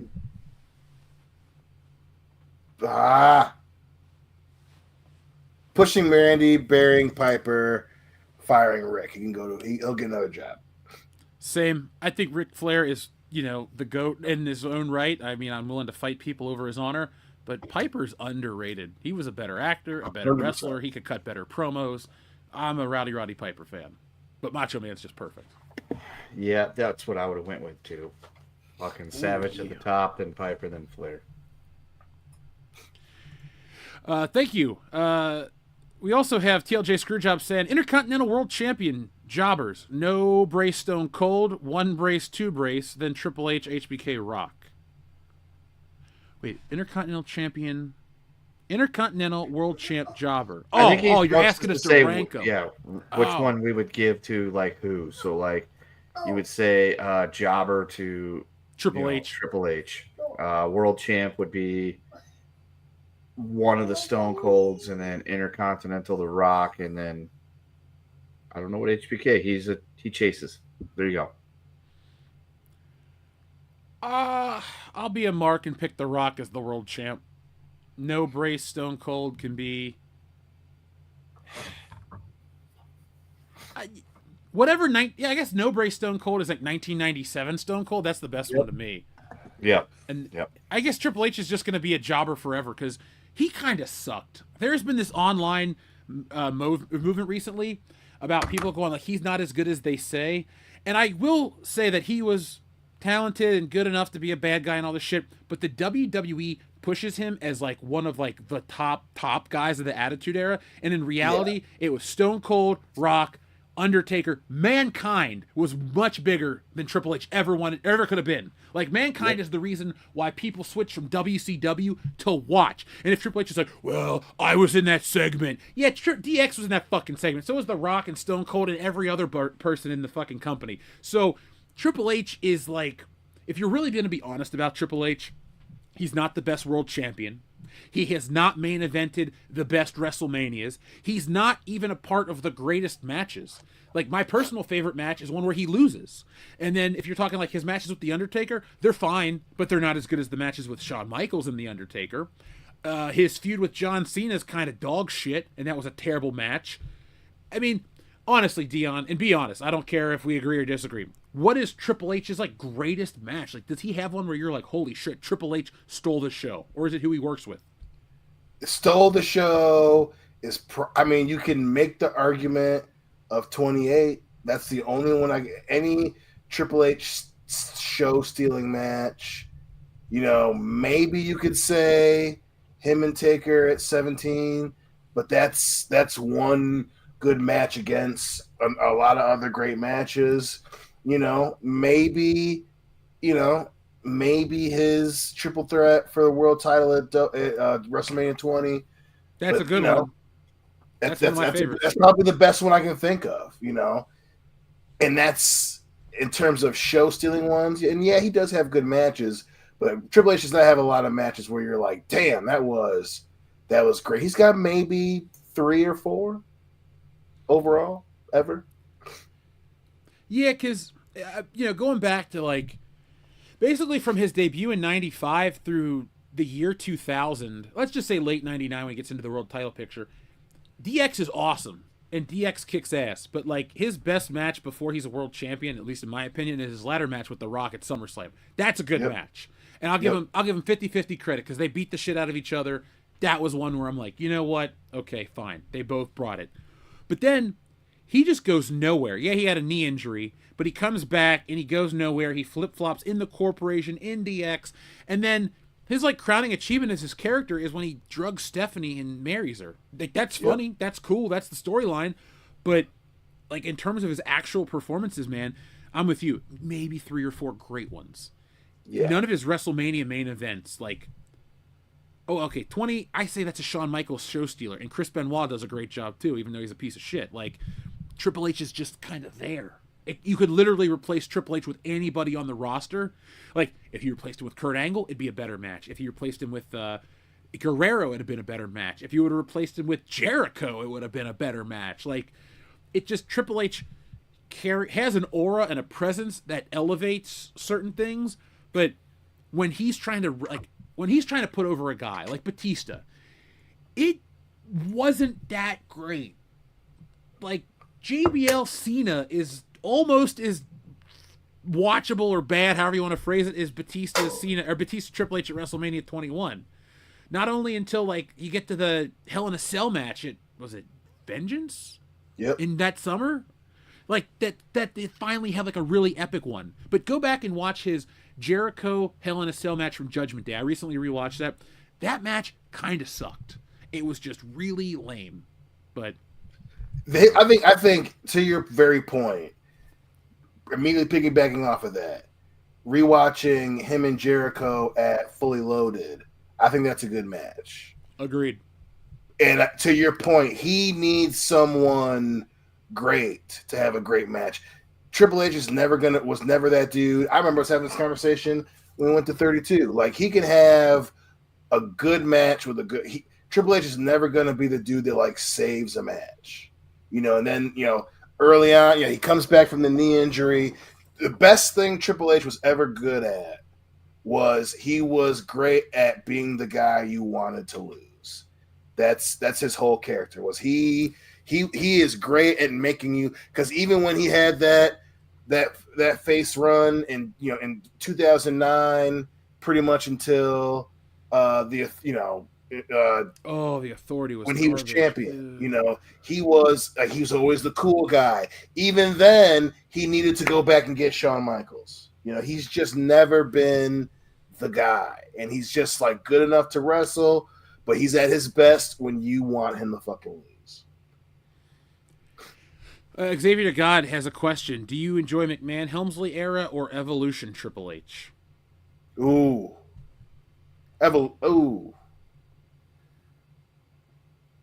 I enjoyed the thing I love about McMahon Helmsley is I loved it when he lost. Yeah. And even though I enjoyed Evolution Triple H, that reign of terror is just so like, you love watching him lose his SummerSlam. You love watching him lose. Was it Unforgiven when he lost to Goldberg? Yeah, because he won at SummerSlam. He hit Goldberg with that sledgehammer in the middle of the spear and won the match. Well, their Elimination Chamber SummerSlam. Yeah. Yeah, I think I don't know. They're both just, he won all the fucking time. I think I like. Oh, it's tough. I think I like McMahon Helmsley more because of the evil DX thing. But other than that, Evolution Triple H was just so annoying. Yeah, McMahon Helmsley era gets my vote, not only because I like that Triple H lost, it's just a better era of wrestling. You got Jericho, Benoit, Guerrero, Angle, and a bunch of other guys at like intercontinental level. So you got great wrestling. Triple H and The Rock are feuding. Mick Foley's still around for a minute. I mean, Triple H is, I think, two of Triple H's best matches are great because Mick Foley puts him over. That Hell in a Cell is good, but the one at the Rumble is better. The one where it's like really bloody, like that street fight, that is a good match. And Triple H did bust his ass in that one. Yeah. But I like that match because Triple H got really hurt, and I hate Triple H the wrestler, so I'm like, yeah, suck it, Triple H. So I think Evolution gets a lot of praise from certain types of online critics because they think it's the Four Horsemen. They're looking at the lineage of Ric Flair. They're trying to equate, well, Batista and Orton, they're great. They're really. The way Evolution ended is why people like Evolution. Yeah. At the time, don't get me wrong, I love that we get to see a young Batista and a young Randy Orton, but Batista and Ric Flair is not a fun tag team. I get it. We love Ric Flair, and we like seeing that he won something. But, the fact that he liked him, they didn't have a lot of chemistry. And, Randy could wrestle, and he had some great intercontinental matches. But Randy hits his stride when he's out of Evolution. The way that shit ends, I love watching Evolution implode more than I like watching Evolution. Same. That was a fun one, Xavier to God. I've been watching a lot of wrestling lately, so there we go. Kendo, anything you want to add? I enjoyed watching the Eagles implode tonight to the Giants. Yes, they lost? Yep. They got their asses beat by a guy named Shatapoo. Maybe I need to go back and by a bad white boy from Mississippi. Yeah. A white boy quarterback and a white Amazon? boy running back. Yes, they are. Okay, I just didn't know if it was only a one-time broadcast. I'm really pretty sure you can go back and watch the games on Amazon. But, yeah, I'm just getting locked into the salty Eagles fans melting down on Twitter right now because the Giants whooped that ass. I mean, I can't talk shit. The Bengals are so bad right now, we had to get Joe Flacco. So they went got January Joe. Waka Flacco Flame, baby. Flacco Flamer.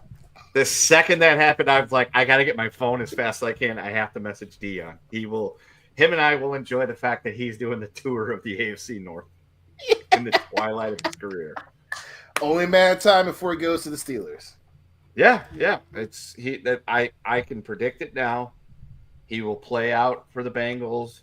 Joe Burrow will come back.